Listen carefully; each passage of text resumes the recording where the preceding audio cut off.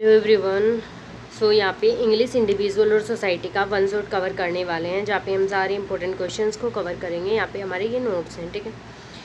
तो यहाँ पे कल आपका एग्ज़ाम है, तो आप देख लो सिलेबस। यूनिट 1 में है कास्ट और क्लास, यूनिट 2 है हमारी वॉयलेंस एंड वॉर, यूनिट 3 है लिविंग इन ग्लोबलाइज्ड वर्ल्ड। तो हम तीनों यूनिट को कवर करने वाले हैं। ये हमारा वन शॉट रहेगा। यहाँ पे आप सारा सिलेबस कंप्लीट कर पाओगे, और एग्ज़ाम से पहले देख रहे हो तो अच्छी बात है, ठीक है। और पहले भाई अब नहीं आ पाया आपने, क्योंकि सब्जेक्ट्स नहीं बताए थे कि किस किस सब्जेक्ट का वन शॉट चाहिए, तो अभी डाल रही हूँ, आराम से पढ़ना, ठीक है। तो यहाँ पे देखो, पहले कास्ट डिस्क्रिमिनेशन, यहाँ पे किस टाइप के क्वेश्चन आते हैं। तो जो पहली यूनिट है, ये पहली यूनिट 1 का है, ये यूनिट 2 का है, एंड ये 3 का है। यूनिट 1 से क्वेश्चंस आएंगे, जहाँ पे स्टोरीज़ हैं, कुछ ऐसे स्टोरीज़ और पोएम्स। तो किस टाइप की हैं यहाँ पे, जैसे जूठन, डिलीवरेंस, कास्ट लॉज और हु वर द सुधराज। तो ये यूनिट 1 की हैं। यूनिट 2 में ये सारी स्टोरीज़ हैं, एंड यूनिट 3 में ये स्टोरीज़ हैं, ठीक है। तो हम सारी को कवर करेंगे यहाँ पे। तो यूनिट 1 का जो पहला चैप्टर है कास्ट लॉ, उनसे स्टार्ट करेंगे। यहाँ पे इस चैप्टर को आराम से पढ़ेंगे डिटेल में। This chapter explain how the caste system created inequality in society. ये सिस्टम, ये जो चैप्टर है, ये हमें बताता है कि कैसे कास्ट का जो सिस्टम है, जाति का जो सिस्टम है, भेदभाव का, वो कैसे सोसाइटी के अंदर इनइक्वलिटी क्रिएट करता है।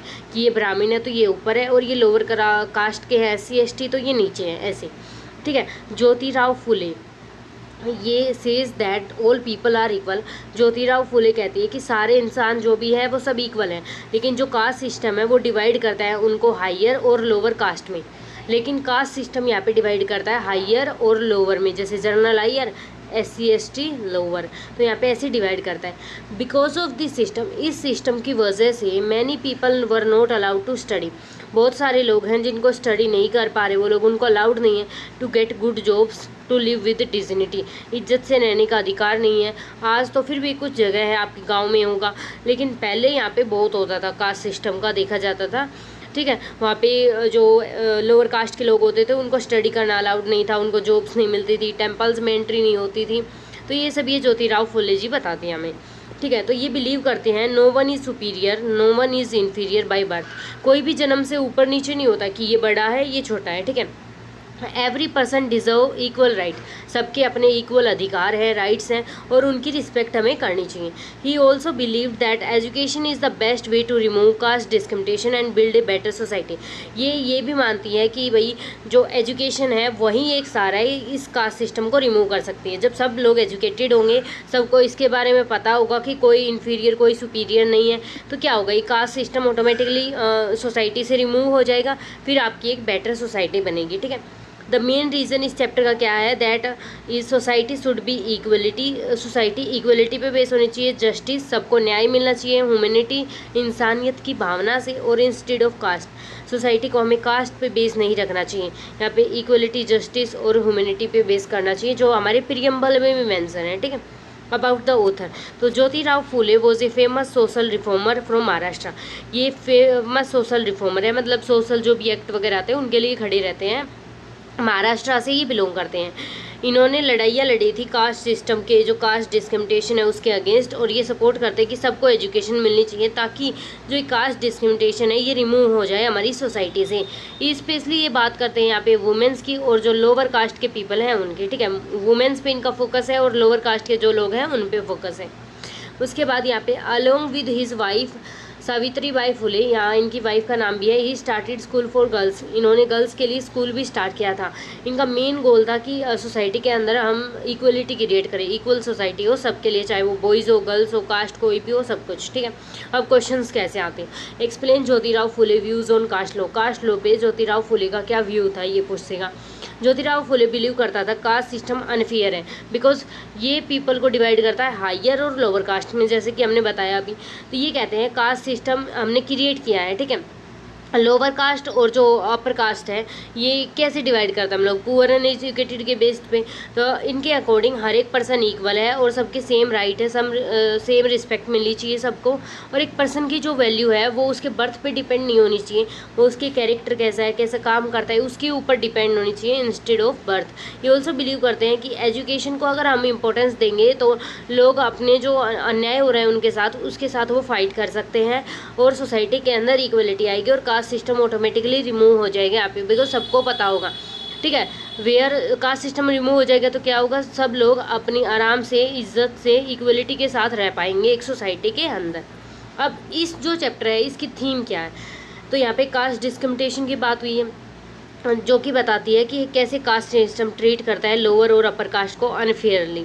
इक्वलिटी की यहाँ पे बात होती है कि सब ह्यूमन बीइंग इक्वल है रिगार्डलेस ऑफ कास्ट और बर्थ और कास्ट को नहीं देख के चलना चाहिए, वैसे सब इक्वल है। एजुकेशन की बात करता है कि एजुकेशन से ही हम सोशल में चेंज लेके आ सकते हैं, कास्ट जो है लो इसको हम हटा सकते हैं यहाँ से। तो तीन तो ये हो गए यहाँ पे जो थीम है, और भी हैं बहुत सारी। सोशल जस्टिस की बात करता है कि सबके इक्वल राइट्स अपॉर्चुनिटीज़ हैं।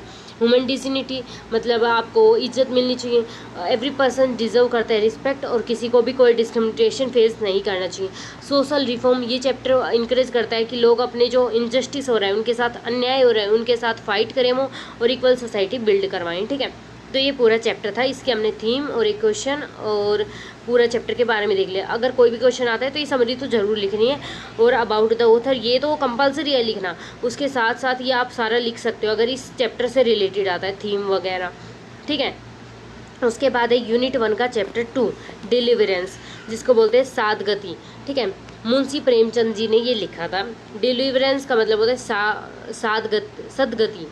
एक शॉर्ट स्टोरी है अबाउट दुखी। दुखी के बारे में एक शॉर्ट स्टोरी है, जो कि कौन था दुखी, एक पुअर दलित मैन। दलित मतलब लोअर कास्ट से जो इंसान होते हैं ना, उनको बोलते हैं। ठीक है, इनकी लोअर कास्ट थी, ये दलित मैन था।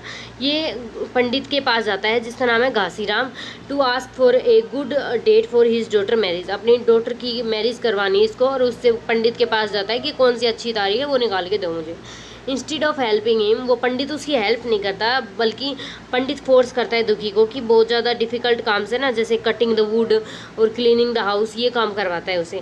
दुखी बहुत ही ओल्ड है, हंगरी है और ट्राइड हो चुका है इस काम से, ये फिर भी काम करता रहता है। क्यों? क्योंकि रिस्पेक्ट करता है उस पंडित की, और इसको डर है कास्ट सिस्टम का, बिकॉज पंडित आता है अपर कास्ट में एंड वो आता है लोअर कास्ट में। ठीक है, तो after working so many hours, बहुत टाइम तक काम करने के बाद, बिना खाए बिना रेस्ट के दुखी डाई हो जाता है फ्रॉम एग्जीक्यूशन, मतलब इनकी डेथ हो जाती है। ठीक है, फिर after his death the villagers refuse to touch his body because he belongs to lower caste. जो विलेज में जो रहने वाले लोग थे वो मना कर देते हैं कि हम इसकी बॉडी को टच नहीं करेंगे बिकॉज ये लोअर कास्ट से था। फाइनली पंडित जो दुखी की बॉडी थी, डेड बॉडी, उसको एक रोप के साथ लेके आता है और थ्रो कर देता है बाहर, मतलब दूर भगा देता है उसको। ठीक है, रस्सी से बांध के दूर बाहर भगा देता है।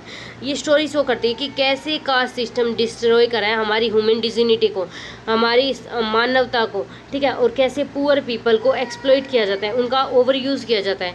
ठीक है, जिनके पास पावर है, पावर किनके पास है, अपर कास्ट वाले के पास। ठीक है, तो यहाँ पे अपर कास्ट आएगा, उनके पास, हमारे यहाँ पे पावर है। तो ये हो गया सदगति की। यहाँ पे ऑथर के बारे में देखते हैं। मुंशी प्रेमचंद एक इंडिया के ग्रेटेस्ट राइटर थे, जिन्होंने स्टोरीज लिखी हैं लोगों के बारे में, जो गरीब लोग हैं उनके बारे में, सोशल अनजस्टिस के बारे में, कास्ट डिस्क्रिमिनेशन और विलेज की लाइफ कैसी होती है। इनकी स्टोरीज बहुत ही सिंपल होती है, लेकिन यहाँ पे पावरफुल सोशल मैसेज आता है इनका। यहाँ पे कौन कौन कैरेक्टर थे, एक दुखी था, एक पंडित घासीराम, दुखी की वाइफ, और यहाँ पे ये 3 मेन कैरेक्टर थे। तो दुखी क्या था, एक दलित था जो कि बहुत ही पुअर था, लेबरर था, काम करता था मजदूरी पे, होनेस्ट हार्ड वर्किंग और हम्बल इंसान था। विक्टिम हो गया था कास्ट डिस्क्रिमिनेशन का, जिसकी वजह से इसकी डेथ हो जाती है यहाँ पे। ठीक है, पंडित घासीराम एक प्रीस्ट था, यहाँ पे पंडित था जो रिप्रेजेंट करता है कास्ट सिस्टम को और सोशल इनइक्वालिटी को। तो एक्सप्लॉइट करता है दुखी को बिकॉज वो लोअर कास्ट से था, तो उससे ये काम करवाता है।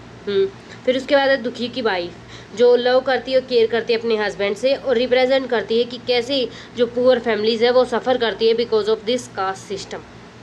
उसके बाद यहाँ पे इंपॉर्टेंट थीम्स क्या थे, कास्ट डिस्क्रिमिनेशन की यहाँ पे बात हुई, लोअर कास्ट अपर कास्ट यहाँ पे कैसे अनफेयरली ट्रीट हो रहा है।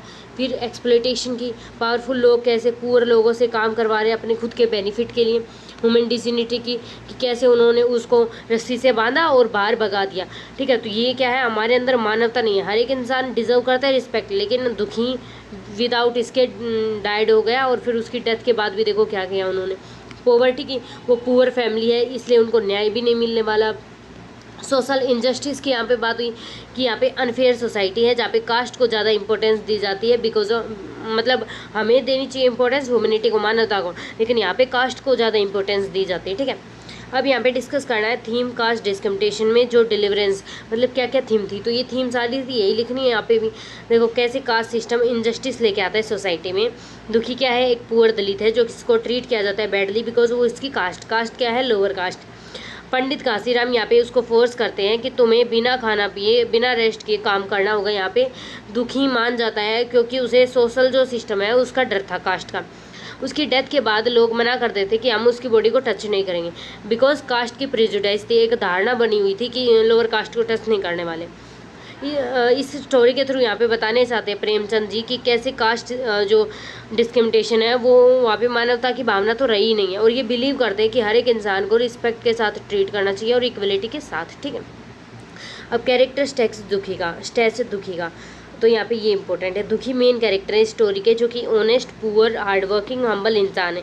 ये अपनी फैमिली से बहुत प्यार करते हैं, और ये क्यों गए थे वहाँ पे पंडित के यहाँ पे, क्योंकि इनकी जो डॉटर थी उनकी मैरिज की डेट निकलवानी थी कि कब कोई अच्छा सा मुहूर्त निकला है, ठीक है, उसके लिए।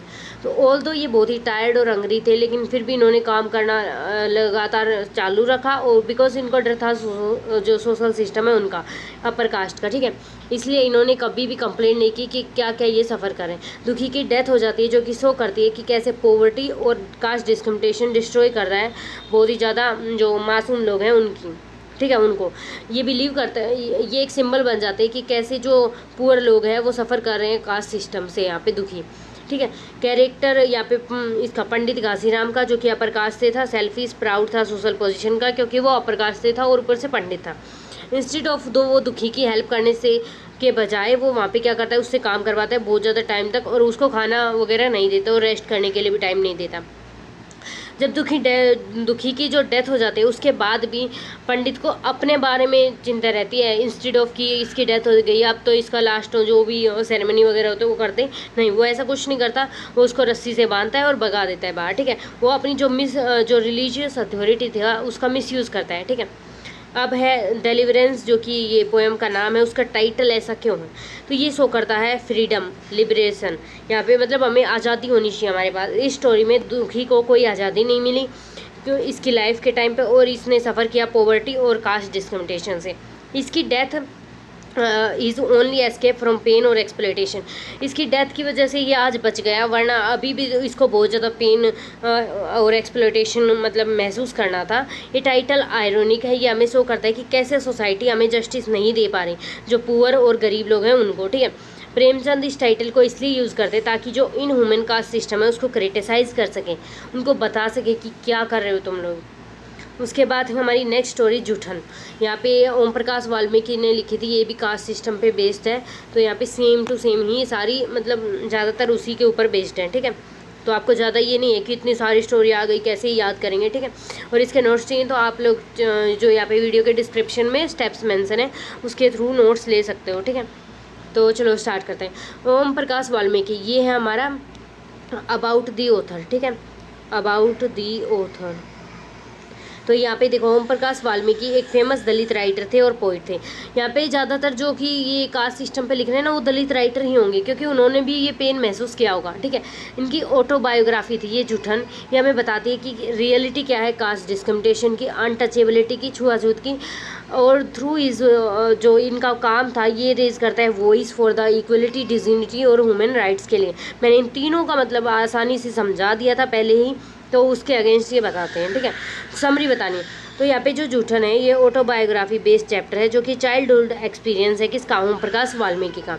ये जूठन जो वर्ड है इसका मतलब है लेफ्ट ओवर फूड, जो आपने प्लेट है इसमें सारा खाना खा लिया, ठीक है, ये खाना था तो अब इस प्लेट में आपने बस इतना छोड़ दिया, तो ये क्या है, जूठन बोलते हैं इसको, मतलब आपने थोड़ा बहुत खाना छोड़ दिया, ठीक है, तो ये जूठन है। तो इसका मतलब ये दलित जो फैमिलीज थी उनको फोर्स किया जाता था कलेक्ट करने के लिए eat left over food from upper caste family. ये आप जो ये जो थाली जिसने खाई है ना, यहाँ पे एक सेकेंड, यहाँ पे जो ये थाली में से जितने खाए ना इसमें से हमें क्या करना है, कलेक्ट करना है, जो कि लोअर कास्ट के थे, ये जो बच गया ना ये कलेक्ट करो और फिर इसको खाओ। ऐसा किया जाता था उनके साथ, फोर्स किया जाता था उनको, ठीक है। ये सिंबल था पॉवर्टी का, ह्यूमिलिएशन का और कास्ट डिस्क्रिमिनेशन का। ये चैप्टर डिस्क्राइब करता है कैसे डिस्क्रिमिनेशन फेस किया ओम प्रकाश वाल्मीकि जी ने स्कूल के अंदर। ये इसके जो टीचर्स हैं वो भी उसको अनफेयरली ट्रीट करते थे, बिकॉज उसकी कास्ट जो थी वो लोअर कास्ट से थी। उसको अलाउ तो कर दिया था स्टडी करने के लिए, लेकिन उसको ये फोर्स किया जाता था कि आप स्कूल को साफ़ करो, ठीक है। इसीलिए उन्होंने बहुत ज़्यादा डिफ़िकल्टीज़ यहाँ पे फेस की थी। ओके, अब है डिफ़िकल्टीज़ फेस की, उन्होंने फिर भी अपनी एजुकेशन कंटिन्यू रखी, जैसे डॉक्टर BR अम्बेडकर ने रखी थी। हम इसके बारे में भी आगे बात करेंगे। फिर वो एक सक्सेसफुल राइटर बने, और यहाँ पे शो किया जाता है एजुकेशन, करेज, सेल्फ रिस्पेक्ट, और ये यहाँ पे हेल्प करते हैं फाइट करने के अगेंस्ट, सोशल इनजस्टिस के अगेंस्ट फाइट करें लोग, ठीक है, उनकी हेल्प करते हैं। अब है यहाँ पे मेन कैरेक्टर्स क्या क्या थे, तो ओम प्रकाश वाल्मीकि थे, हेडमास्टर कालीराम, और ओम प्रकाश के फादर। तो Om Prakash Valmiki honest, hard working और करेजियस स्टूडेंट था। बिलीव करता था एजुकेशन और सेल्फ रिस्पेक्ट में, जो रिप्रेजेंट करता है कि क्या स्ट्रगल रहता है दलित जो लोग होते हैं उनका। हेडमास्टर, तो ये स्कूल का हेडमास्टर था कालीराम। ये रिप्रेजेंट करता है कास्ट डिस्क्रिमिनेशन एजुकेशन में कैसे होते हैं। स्कूल में उससे स्कूल साफ़ करवाया जाता था, तो वहाँ पे कैसे होते हैं, ठीक है। ओम प्रकाश को फोर्स किया जाता था कि आप स्कूल को साफ़ करो। तो ये क्या है, ये सिंबल है सोशल इनजस्टिस का। ओम प्रकाश के जो फादर थे वो ब्रेव और सेल्फ रिस्पेक्टिंग थे, जो कि सपोर्ट करते अपने बेटे की पढ़ाई को और स्टैंड करते अगेंस्ट द डिस्क्रिमिनेशन। जो भी डिस्क्रिमिनेशन उसके साथ हो रहा था उसके वो साथ खड़े रहे थे, ठीक है। अब यहाँ पे कौन कौन सी थीम है, तो यहाँ पे कास्ट डिस्क्रिमिनेशन, ठीक है, untouchability, education, self respect, social inequality, human dignity. तो आई थिंक सारा का मतलब पता होगा, बहुत बार यही थीम आ रही है रिपीटेडली, तो हमने कर लिया ये। तो यहाँ पे डिस्कस करना है कास्ट डिस्क्रिमिनेशन जूठन में कैसे हुआ था। तो मैंने अभी बताया कि ओम प्रकाश वाल्मीकि को इंसल्ट किया जाता था, अनफेयरली ट्रीट किया जाता था, बिकॉज वो दलित फैमिली से बिलोंग करते थे। उनको स्कूल में फोर्स किया जाता था कि आप स्कूल को साफ करो इंस्टेड ऑफ अटेंडिंग क्लासेस, मतलब क्लास अटेंड नहीं करने दिया जाता था, उसको कहा जाता था कि आप स्कूल को साफ करो, ठीक है। इसकी फैमिली उसको फोर्स, जो फैमिली है वो फोर्स करती थी कि जो ये थाली है इसमें से ये खाना तो अपर क्लास के लिए थे, उन्होंने खा लिया, अब ये एक प्लेट बच गई, तो अब ये आपको खाना है, ठीक है, लेफ्ट ओवर फूड को, ठीक है। अब है through these experiences the author show करता है कि कैसे कास्ट सिस्टम मानवता को डिस्ट्रॉय कर रहा है, ह्यूमन डिग्निटी को, और ये स्ट्रांगली आर्ग्यू करते हैं हर एक पर्सन के पास इक्वल राइट्स हैं, रिस्पेक्ट है, अपॉर्चुनिटी है, तो ऐसा नहीं होना चाहिए सोसाइटी के अंदर। तो कैरेक्टर हेडमास्टर का हमने देख लिया, कालीराम का। यहाँ पे देखो ये सारी चीज़ें पैराग्राफ में बना के लिखनी है, जस्ट इतना करना है, तो ये तो कर सकते हो। ये सिंबल था कास्ट डिस्क्रिमिनेशन का, मैंने बताया। यहाँ पे इनकरेज नहीं करता था एजुकेशन को कि पढ़ाओ पढ़ो, ठीक है, ये कास्ट सिस्टम पे भी बिलीव करते थे। ये उसको फोर्स करते थे कि आप स्कूल को क्लीन करो, और उनको अनफेयरली ट्रीट करते थे। इसका कैरेक्टर रिप्रेजेंट करता है कि कैसे प्रेजुडाइज हो रही है हमारी सोसाइटी के अंदर और एजुकेशन सिस्टम के अंदर, ठीक है। उसके बाद सिग्निफिकेंस ऑफ टाइटल जूठन, तो यहाँ पे ये टाइटल जूठन का मतलब होता है लेफ्ट ओवर फूड। ये पावरफुल सिंबल है पोवर्टी, ह्यूमिलिएशन और कास्ट डिस्क्रिमिनेशन का।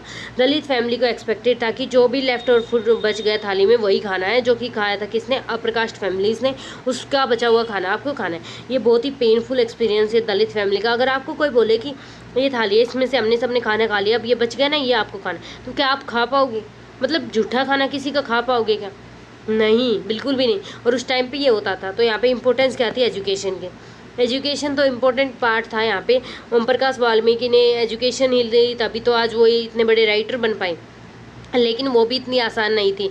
उसको बहुत ही ज़्यादा डिस्क्रिमिनेशन वहाँ पे फेस करना पड़ा, जिसको डिस्क्रिमिनेशन का मतलब होता है यहाँ पे भेदभाव, ठीक है। लेकिन उन्होंने कभी गिव अप नहीं किया, ठीक है, वो लगातार कंटिन्यू करते रहे अपनी एजुकेशन और एक सक्सेसफुल राइटर बन गए, ठीक है। ये चैप्टर हमें बताता है एजुकेशन से हमें कॉन्फिडेंस, सेल्फ रिस्पेक्ट और पावर आती है हमारे पास कि हम इनजस्टिस जो हो रहा है, अन्याय जो हो रहा है सोसाइटी में, उसके अगेंस्ट फाइट कर सकते हैं। Next story Kallu. तो यहाँ पे ये इस्मत चुगताई ने लिखी थी। यहाँ पे वो one of the most important Urdu writer है ये इंडिया के अंदर। ये रोट करती है जो पॉवर्टी के बारे में, class inequality, women's, social injustice के बारे में। इनकी जो स्टोरीज़ हैं, जितने भी ऑथर की स्टोरीज जो कि हमारी यूनिट 1 के अंदर है ना, उनकी सबकी क्या रिप्रेजेंट कर रही है यहाँ पे, रियलिटी क्या है सोसाइटी की, यहाँ पे वही रिप्रेजेंट कर रही है, ठीक है। तो कल्लू एक story, is a story about a poor boy name Kallu, ठीक है। एक गरीब लड़का था जिसका नाम था कल्लू। ये बिलोंग करता था पुअर फैमिली से। इनकी लाइफ में बहुत डिफ़िकल्टी थी। अगर पुअर है तो डिफ़िकल्टी तो होंगी, बिकॉज ऑफ पुअर्टी की वजह से इसका जो सोशल स्टेटस था वो बहुत ही कम था, और कई बार ये फेस करता था कि लोग इसको नेगलेक्ट कर रहे हैं, ठीक है, भेदभाव कर रहे हैं, डिसरिस्पेक्ट कर रहे हैं, बिकॉज ये पुअर है। ये स्टोरी शो करती है कि कैसे सोसाइटी जज करती है लोगों को बाय देयर क्लास और वेल्थ, पैसे से और उनकी क्लास क्या है उससे कैसे सोसाइटी जज करती है, उसके कैरेक्टर को नहीं देखती। रिच पीपल एंजॉय करते हैं पावर और रिस्पेक्ट, लेकिन पुअर पीपल को स्ट्रगल होना है, वो तो जी भी नहीं पाते अच्छे से, पावर और रिस्पेक्ट की तो दूर की बात है। थ्रू कल्लू लाइफ, जो यहाँ पे ये ऑथर है, ये हमें शो करती है कि कैसे पॉवर्टी इफेक्ट करती है एक पर्सन की ड्रीम्स, कॉन्फिडेंस और फ्यूचर को, ठीक है। ये क्रिटिसाइज करता है कि एक सोसाइटी जहाँ पे क्लास डिस्क्रिमिनेशन होते हैं, डिफरेंसेस होते हैं, वहाँ पे इक्वलिटी और सफरिंग जरूर होंगी। ये रिमाइंड करते हैं रीडर को कि हर एक इंसान की equal respect regardless of social और इकोनॉमिक स्टेटस, चाहे उनके पास पैसा हो या ना हो, चाहे गरीब हो अमीर हो कुछ भी हो, लेकिन वो उनके पास रिस्पेक्ट तो होनी चाहिए, कम से कम वो रिस्पेक्ट तो डिजर्व करते हैं। यहाँ पे कल्लू की स्टोरी थी। मेन कैरेक्टर कौन कौन है यहाँ पे? कल्लू है जो कि पुअर और इनोसेंट बॉय है, हार्ड वर्किंग है, काम कर सकता है लेकिन हेल्पलेस है, उसको काम नहीं मिल रहा। रिप्रेजेंट करता है पुअर पीपल को जो कि सफ़र करते हैं क्लास इनइक्वलिटी के वजह से। अदर पीपल हैं जो कि बहुत ही रिच और पावरफुल क्लास है, जिनके पास पैसा और मनी है, इसलिए उनको जज किया जाता है। यहाँ पे लिटिल केयर है पुअर के लिए। थीम्स यहाँ पे क्या है? Class inequality, poverty, power, social justice, injustice, यहाँ पे ह्यूमन डिजिनिटी, एक्सप्लॉयटेशन, ठीक है। Discuss the class and power in Kallu. तो यहाँ पे कल्लू जो है क्लियरली शो करता है डिफरेंस बिटवीन रिच और पुअर। क्या डिफरेंस है रिच और पुअर के बीच में? रिच के पास पैसा, पावर, रिस्पेक्ट सारी चीज़ होती है, लेकिन पुअर को वहाँ पे इग्नोर किया जाता है, एक्सप्लॉइट किया जाता है, इसका ओवर यूज़ किया जाता है। यहाँ पे कल्लू सफ़र करता है बिकॉज वो पुअर है, वह पुअर फैमिली से बिलोंग करता है, तो इसके पास ना तो कोई वैल्यू है, ना उसकी कोई रिस्पेक्ट है, ना कोई सोशल स्टेटस है। इस स्टोरी से हमें वो समझाती हैं कि एक सोसाइटी किसी पावर पे डिपेंड नहीं होनी चाहिए, वो एक इंसानियत की भावना पे डिपेंड होनी चाहिए, और वो बिलीव करती है कि हर एक इंसान को इक्वली ट्रीट करो और उनको रिस्पेक्ट प्रोवाइड करो आप। अब है यहाँ पे कल्लू का जो कैरेक्टर है वो, ये मेन कैरेक्टर है स्टोरी के। इनके पास ये पुअर, इनोसेंट और हार्ड वर्किंग बॉय है। ये स्ट्रगल करते हैं एक बेटर लाइफ जीने के लिए। इनको बहुत सारी डिफ़िकल्टीज आती हैं बिकॉज ये पुअर है। ये कभी भी इनको सेम अपॉर्चुनिटीज़ नहीं मिलती कि ये रिच बन जाएं, ठीक है। जो रिच को अपॉर्चुनिटी मिलती है वो पुअर को नहीं मिलती, ये सबको पता है, ठीक है। कल्लू रिप्रेजेंट करते हैं मिलियंस ऑफ पुअर पीपल जो कि डिनाइड हैं, जिनको रिस्पेक्ट नहीं मिल रही, जिनको इक्वल चांसेस नहीं मिल रहे सोसाइटी के अंदर, तो उनको रिप्रेजेंट करते हैं। Explain the theme of poverty in Kallu. यहाँ पे थीम ऑफ पॉवर्टी एक्सप्लेन करनी। पॉवर्टी जो है वहाँ पे ये सेंट्रल थीम है स्टोरी की। कल्लू की जो लाइफ है शो करती है कि पॉवर्टी, उसकी वजह से यहाँ पे उनको एजुकेशन भी नहीं मिल पा रही, अपॉर्चुनिटीज़ भी नहीं मिल पा रही, मतलब अवसर जो कि उनको मिल रहे हैं यहाँ पे अमीर लोगों को, और हैप्पीनेस, खुशी तो कहीं से नहीं मिलेगी। पुअर पीपल ऑफन ट्रीट करते हैं लेस इंपॉर्टेंट देन रिच, उनको बहुत ही मतलब कम, सोसाइटी में उनकी वैल्यू नहीं है। थ्रू कल्लू सफरिंग, जो यहाँ पे ऑथर है वो शो करती है पॉवर्टी को और लैक ऑफ मनी को, और ऑल्सो डिजिनिटी। अगर आपके पास पैसा नहीं है तो आपकी इज्जत कोई नहीं होगी सोसाइटी में, ये हमें शो करती है, ठीक है। अब टाइटल कल्लू ही क्यों रखा? तो कल्लू फोकस करता है अटेंशन पे कि लाइफ क्या है ऑर्डिनरी पुअर बॉय की। ये हमें ये नहीं बताता कि कैसे सोसाइटी पावरफुल है, रिच है, और ऑथर यहाँ पे इम्पोर्टेंस देते हैं उस इंसान को जिसको इग्नोर किया जाता है, इसलिए इसका जो नाम है वो कल्लू रखा गया है, ठीक है, इसको इम्पोर्टेंस देने के लिए। उसके बाद मैसेज क्या है स्टोरी का?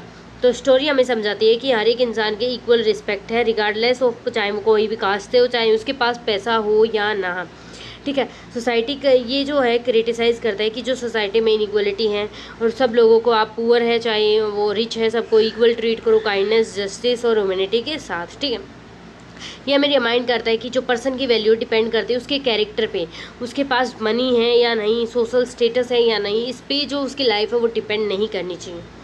उसके बाद है नेक्स्ट भू सॉन्ग। तो यहाँ पे भू सॉन्ग को देखते हैं। तो यहाँ पे नेक्स्ट है यहाँ पे महाश्वेता देवी के बारे में। ये यहाँ पे स्टोरी है ना भू सॉन्ग, किसने लिखा था? महाश्वेता देवी ने। महाश्वेता देवी एक फेमस इंडियन राइटर है जो कि एंड सोशल एक्टिविस्ट भी है, जो कि कास्ट लॉज के बारे में बात करती है। ये जो स्टोरीज़ है वो लिखती है पुअर पीपल, ट्राइबल जो कम्युनिटीज़ में लोग रहते हैं, वर्कर्स के बारे में जो कि सफ़र करते हैं इनजस्टिस से। इनकी जो राइटिंग्स है वो वॉइस देती है कि इन लोगों को जिनको इग्नोर किया जाता है सोसाइटी के अंदर। जैसे ये ट्राइबल्स क्या होते हैं और जो हमारे मार्जिनल लोग होते हैं वो क्या होते हैं, देखो मैं बताती हूँ एक बार ट्राइबल्स क्या होते हैं। तो यहाँ पे आपका ये पूरा पेपर में पेज आता है, आपको सबको पता है।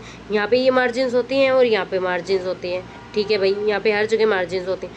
तो अब यहाँ पे जो ये लोग हैं, यहाँ पे जो ये पेज है और यहाँ पे जो पेज है, यहाँ पे तो आप कुछ ना कुछ लिखते हो, ठीक है, आपने लिख दिया सारी चीज़ें, ओके।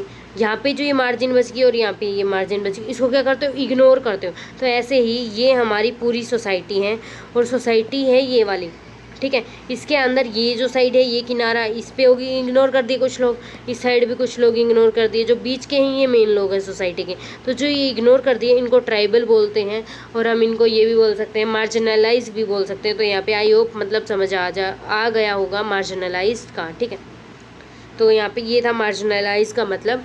तो वूसोंग एक अबाउट है पेन और स्ट्रगल पुअर लोगों का, मार्जिनलाइज पीपल। देखो मैंने पहले बता दिया मार्जिनलाइज पीपल है कौन, ताकि समझ आए।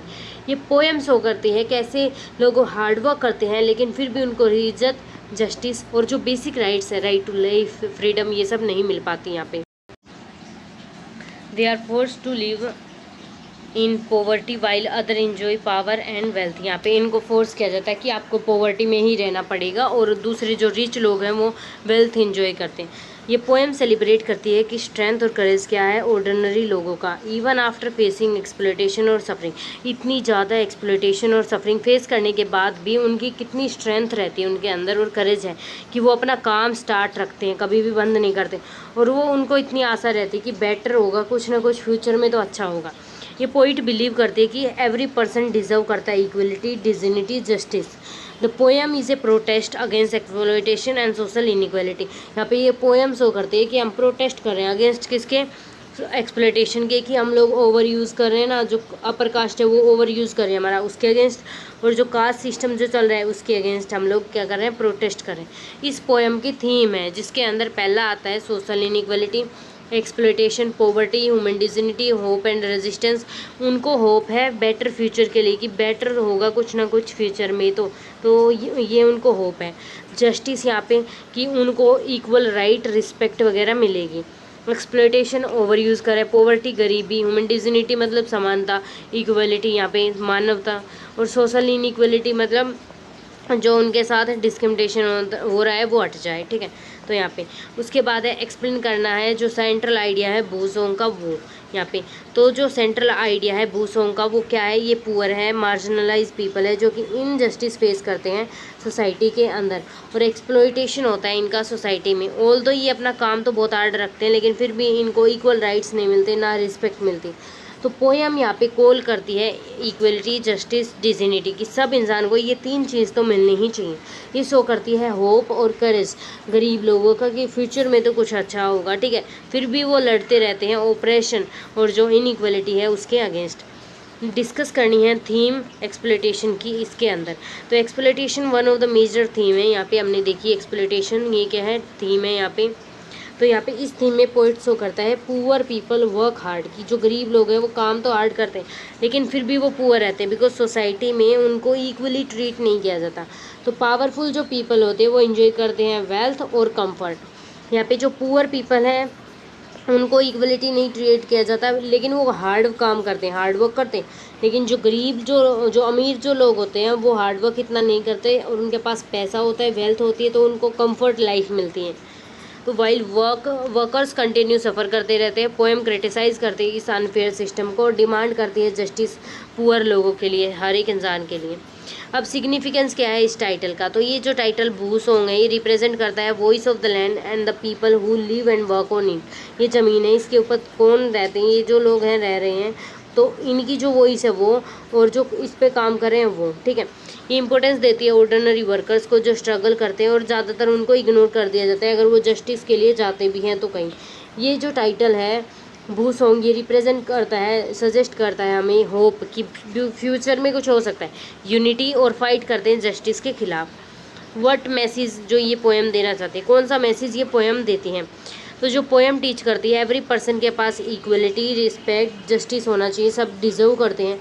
अगर it's ask society to end exploitation and treat all people with dignity. ये सोसाइटी को बोलती है जो कास्ट सिस्टम फॉलो करें उसको ख़त्म करो और सबको इक्वल ट्रीट करो। ये पोइट बिलीव करते हैं कि जो रियल प्रोग्रेस तभी पॉसिबल होगी जब हम हर एक इंसान को इक्वल अपॉर्चुनिटीज़ देंगे और इक्वल राइट्स देंगे, चाहे वो गरीब हो चाहे अमीर हो। अब नेक्स्ट पोएम है हमारी सुधराज के बारे में। ये शूद्र हैं, हु वर शूद्र, मतलब सुधराज इनको बोलते हैं इंग्लिश में और शूद्र हिंदी में, ठीक है। डॉक्टर बी आर अम्बेडकर ने ये लिखी थी। बी आर अम्बेडकर जिनको हम बोलते हैं फादर ऑफ इंडियन कॉन्स्टिट्यूशन, जो हमारा भारत का संविधान है उसके कॉन्स्टिट्यूशन के जो फादर हैं। तो यहाँ पे बी आर अम्बेडकर के बारे में है। B R Ambedkar was a great social reformer, lawyer, economist and the chief architecture of Indian constitution. Architecture कौन होता है? जैसे कोई भी बिल्डिंग है तो उसको बनाने वाला कौन होता है? आर्किटेक्चर होता है। तो इसके आर्किटेक्चर कौन है? इंडियन कॉन्स्टिट्यूशन के फादर, मतलब आर्किटेक्चर का मतलब एक ही होता है, तो वो है बी आर अम्बेडकर। ये इनकी जो लाइफ है इन्होंने डेडिकेट कर दी थी कास्ट सिस्टम को अगेंस्ट जो फाइट करने के लिए। इन्होंने लोगों को टेंपल के अंदर एंट्री दिलाई थी, गवर्नमेंट जॉब्स में एंट्री दिलाई थी, और यहाँ पे ये पहले इंसान थे अपनी कास्ट से, दलित कास्ट से, जिन्होंने अपनी ग्रेजुएशन कंप्लीट की थी। ठीक है, ग्रेजुएशन कंप्लीट की थी और ये लॉयर बन गए। इन्होंने काम किया था इक्वलिटी, जस्टिस और जो राइट्स हैं दलित को मिलने चाहिए। अब इन हूवर Shudras doctor B R Ambedkar study करते हैं कि ओरिजिन कहाँ से हुआ सुधराज का इंडियन सोसाइटी में। सुधराज कौन होते हैं? ये लोअर कास्ट के लोग होते हैं जो कि पहले राजा महाराजा की सेवा करते थे यहाँ पे। ठीक है, ही क्वेश्चन करते हैं ट्रेडिशनल बिलीफ को कि ये Shudras were born as the lowest class according to him. उनके अकॉर्डिंग जो सुधराज है वो ओरिजिनली पार्ट थे क्षेत्रीय कम्युनिटी के। क्षेत्रीय कम्युनिटी मतलब जो लड़ाई वगैरह करती है। ठीक है, मतलब जो राजा महाराजा के पास जो सेना वगैरह होती है तो उनको क्षेत्रीय बोलते हैं, जो कि उनको बचाती। कॉन्फ्लिक्ट होने की वजह से, लड़ाइयाँ होने की वजह से जो ब्राह्मण्स थे, देखो क्षेत्रीय और जो ब्राह्मण है उनकी लड़ाई हुई, जिसकी वजह से ग्रेजुअली जो इन्होंने अपना जो सोशल स्टेटस है वो खो दिया और इनको राइट्स नहीं मिले और ब्राह्मण यहाँ पे जीत गए। अम्बेडकर आर्ग्यू करते हैं कि ये जो कास्ट सिस्टम है ये नेचुरल भी नहीं है। यहाँ पे ये नेचुरल बोलते हैं ना कुछ लोग, ये वो भी नहीं, ये सोसाइटी ने क्रिएट किया है और इसकी वजह से इनइक्वलिटी, डिस्क्रिमिनेशन, इनजस्टिस हो रहा है बहुत सारी जनरेशन्स के साथ। ये बिलीव करते हैं every person should enjoy equal rights, opportunity, human dignity. हर एक इंसान के पास इक्वल राइट्स होने चाहिए, अपॉर्चुनिटी होनी चाहिए और डिग्निटी। यहाँ पे कैरेक्टर जो चैप्टर है ये इनकरेज करता है कि आप रिजेक्ट करो कास्ट सिस्टम को, एक ऐसी सोसाइटी बनाओ जो कि इक्वलिटी पे बेस्ड हो और जस्टिस पे। ठीक है, थीम क्या क्या है यहाँ पे? तो थीम वहीं रहेंगी यूनिट 1 में जो कि हमने पहले चैप्टर से स्टार्ट की थी, caste discrimination, equality, social justice, और यहाँ पे women dignity, social reforms, human rights. Explain doctor B R Ambedkar views on the origin of Shudras. यहाँ पे ओरिजिन कहाँ से हुआ सुधराज का? तो ये बोर्न नहीं हुए लोअर कास्ट में, हमने पहले देखा। यहाँ पे ये क्षेत्रीय कम्युनिटी से बिलोंग करते थे और यहाँ पे क्षेत्रीय कम्युनिटी को और ब्राह्मण की लड़ाई हुई, ये ब्राह्मण जीत गए, जिसकी वजह से ये जो थे ये हार गए, तो लोअर कास्ट मानने लगे इनको हम लोग। ठीक है, ये नेचुरल नहीं है, नेचुरल नहीं है, ये हमने क्रिएट किया है। ठीक है, क्रिएटेड है ये बाई सोसाइटी। उसके बाद है क्रिटिसिज्म कास्ट सिस्टम का, ये कैसे करते हैं? तो यहाँ पे क्रिटिसाइज करते कास्ट सिस्टम को बिकॉज ये इनइक्वलिटी और डिस्क्रिमिनेशन लेके आती है हमारी जो सोसाइटी है उसके अंदर। ये बिलीव करते हैं किसी भी इंसान को आपको जज नहीं करना चाहिए कि उसका बर्थ कौन सी कास्ट में हुआ था। ठीक है, कास्ट सिस्टम डिनाई करता है। अब कास्ट में आप देखोगे लोअर कास्ट में हुआ था तो उसको एजुकेशन नहीं मिलेगी। ठीक है, तो ये कास्ट सिस्टम डिनाई करता है एजुकेशन, फ्रीडम और इक्वल अपॉर्चुनिटी, ह्यूमन डिग्निटी, और डिवाइड करता है ये सोसाइटी को लोअर कास्ट अपर कास्ट में, अपर क्लास लोअर क्लास में। अम्बेडकर जी बिलीव करते हैं कि आइडियल सोसाइटी को इक्वलिटी, जस्टिस और ब्रदरहुड, भाईचारे की भावना से हमें देखना चाहिए। तो अब ये टाइटल है हु वर सुधराज, इसका मतलब क्या है? तो ये एक हिस्टोरिकल क्वेश्चन निकालता है कि ये थे कौन सुधराज, जिनकी आइडेंटिटी और ओरिजिन कहाँ से हुआ था। डॉक्टर बी आर अम्बेडकर यहाँ पे चैलेंज कर रहे हैं हिस्ट्री को, ओल्ड बिलीफ जो मानते आए हैं, और प्रूव करते हैं कि जो ये सुधराज थे ये नेचुरली लोअर क्लास से नहीं थे, ये तो इनको बनाया गया है। तो कौन सा मैसेज है ये चैप्टर हमें देना चाहता है? कि सब इंसान इक्वल है, सब डिजर्व करते हैं रिस्पेक्ट। ये रिजेक्ट करता है कास्ट डिस्क्रिमिनेशन और सोशल इनइक्वलिटी, जस्टिस। ये सपोर्ट करता है किसको? इक्वलिटी, जस्टिस और ह्यूमन डिग्निटी को, ह्यूमन राइट्स को। और ये कास्ट सिस्टम को रिजेक्ट करता है। यहाँ पे ये मानते हैं कि हर एक इंसान जो भी सोसाइटी में रहता है उसके पास इक्वल अपॉर्चुनिटी और डिग्निटी के साथ रहने का अधिकार होना चाहिए। Now the next chapter is the exercise. यहाँ पे ये लिखा था रविंद्रनाथ टैगोर ने। तो ये एक famous Indian poet, writer, philosopher and Nobel prize winner. यहाँ पे ये इंपॉर्टेंट है, नोबल प्राइज़ विनर थे ये। ट्रू फोकस करते थे यहाँ पे ह्यूमैनिटी, फ्रीडम, एजुकेशन, नेचर और मोरल वैल्यू। मोरल वैल्यू क्या है? मानव मूल्य, कि हमें हमेशा सच बोलना चाहिए, जो फैमिली हमें संस्कार देती है वो। ये बिलीव करते हैं that true education should develop both mind and heart. जो अगर हम सच में एजुकेशन प्रोवाइड करें ना लोगों को, तो वो एक माइंड और हार्ट दोनों को डेवलप करेगी। ठीक है, दोनों का विकास करेगी यहाँ पे। तो ये द एक्सरसाइज ये अबाउट है डिसिप्लिन, सेल्फ इम्प्रूवमेंट और बैलेंस डेवलपमेंट के ऊपर ये एक्सप्लेन करता है कि एक्सरसाइज सिर्फ बॉडी को स्ट्रॉन्ग बनाने के लिए नहीं होती, ये दिमाग को भी स्ट्रॉन्ग बनाने के लिए होती है। यहाँ पे हेल्थी माइंड बनाते हैं, हमारे अंदर कॉन्फिडेंस लेके आते हैं। टैगोर जी बिलीव करते हैं कि एजुकेशन को हमें बुक्स तक लिमिट नहीं करना चाहिए, एक इंसान को हमें डिसिप्लिन, फिटनेस, गुड हैबिट्स में भी दिखाना चाहिए। ठीक है, एक्सरसाइज हेल्प करती है एक्टिव रहने में, रिस्पॉन्सिबल और मेंटली स्ट्रॉन्ग रहने में। ये हमें सिखाती है पेशेंस, हार्डवर्क और डिटर्मिनेशन। ये एक्सप्लेन जो ये जो चैप्टर ये हमें इनकरेज करता है रीड करने के लिए कि फिजिकल हेल्थ और जो मेंटल ग्रोथ है दोनों में डिफरेंस होता है और बैलेंस बना के चलना चाहिए ताकि एक हमारी सक्सेसफुल लाइफ बनी रहे। थीम यहाँ पे क्या है, यहाँ पे थोड़ा इम्पोर्टेंट थीम है। यहाँ पे फिजिकल मेंटल डेवलपमेंट करता है, discipline, self improvement, education, hard work और हेल्थी लाइफस्टाइल। तो जो मेन सेंट्रल आइडिया था क्या था वो यहाँ पे देखना है एक्सरसाइज का। यहाँ पे जो सेंट्रल आइडिया एक्सरसाइज का ये था कि यहाँ पे पर्सन जो है इंसान, उसके ओवरऑल डेवलपमेंट पे भी हमें फोकस करना चाहिए। उसकी बॉडी हेल्थी होनी चाहिए, उसका माइंड इंप्रूव हो, जिससे कॉन्फिडेंस होना चाहिए उसके अंदर, डिसिप्लिन को वो फॉलो करता हो।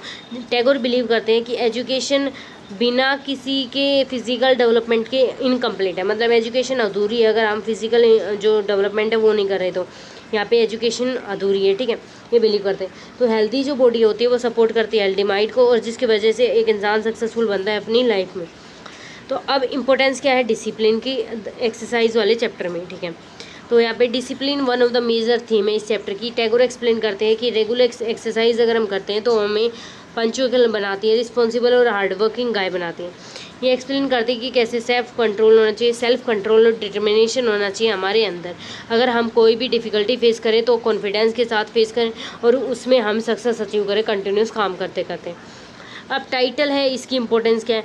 जो टाइटल एक्सरसाइज ये इंपॉर्टेंट, बिकॉज ये इंपॉर्टेंट है इसलिए है क्योंकि ये रिप्रेजेंट करना है आपकी फ़िज़िकल एक्टिविटीज़ को। ठीक है, ये स्टैंड करता है कि डेवलपमेंट होना चाहिए एक इंसान का। जो टाइटल है टैगोर शो करना चाहते हैं एक्सरसाइज इंप्रूव करते हैं मेंटल और जो फिजिकल दोनों हेल्थ को। ठीक है, ये मैसेज क्या देना चाहते हैं यहाँ पे, अगर आपकी अच्छी हेल्थ होगी, आपके अंदर डिसिप्लिन होगा, एजुकेशन होगा, तो आप ज़्यादा इंपॉर्टेंट होंगे सोसाइटी के अंदर। आपकी जो बॉडी माइंड दोनों डेवलप होंगी, जिसकी वजह से आपको हैप्पीनेस, सक्सेस और रिस्पॉन्सिबल सिटीजन बन पाएंगे। ठीक है, अब उसके बाद यहाँ पे नेक्स्ट है दी गर्ल के बारे में। तो ये लिखा था जेमिका कीकेंट ने। ठीक है, यहाँ पे ये वेल नोन राइटर थी from Antigua.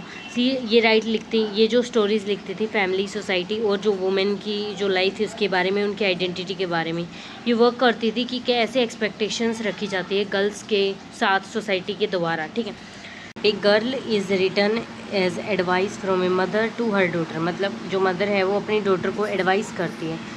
The mother teach her daughter how to behave, work, dress, cook, live in a society. एक सोसाइटी के अंदर कैसे बिहेव करना है, कैसे रहना है, क्या ड्रेसेस पहननी है, कैसे पहननी है, खाना कैसे बनाना है, सब कुछ बताती है मदर अपनी डॉटर को। She wants her daughter to become a respectable women. वो चाहती है कि उसको इज्जत मिले, जो वो बन रही है उसमें उसको इज्जत मिले, जो भी काम करे अच्छे से करे वो। However the chapter also show करता है the girl has many rules to follow. Girl के पास बहुत सारे रूल्स होते हैं जो कि उनको फॉलो करने होते हैं, लेकिन बॉयज़ के पास ये रूल्स नहीं होते, वो बहुत ज़्यादा फ्रीडम इंजॉय करते हैं। मदर एडवाइस रिफ्लेक्ट करती है कि क्या क्या एक्सपेक्टेशंस होती हैं सोसाइटी की, ट्रेडिशनल पुरानी ज़माने से जो चली आ रहे हैं वो एक्सपेक्टेशंस गर्ल्स से जो होती हैं।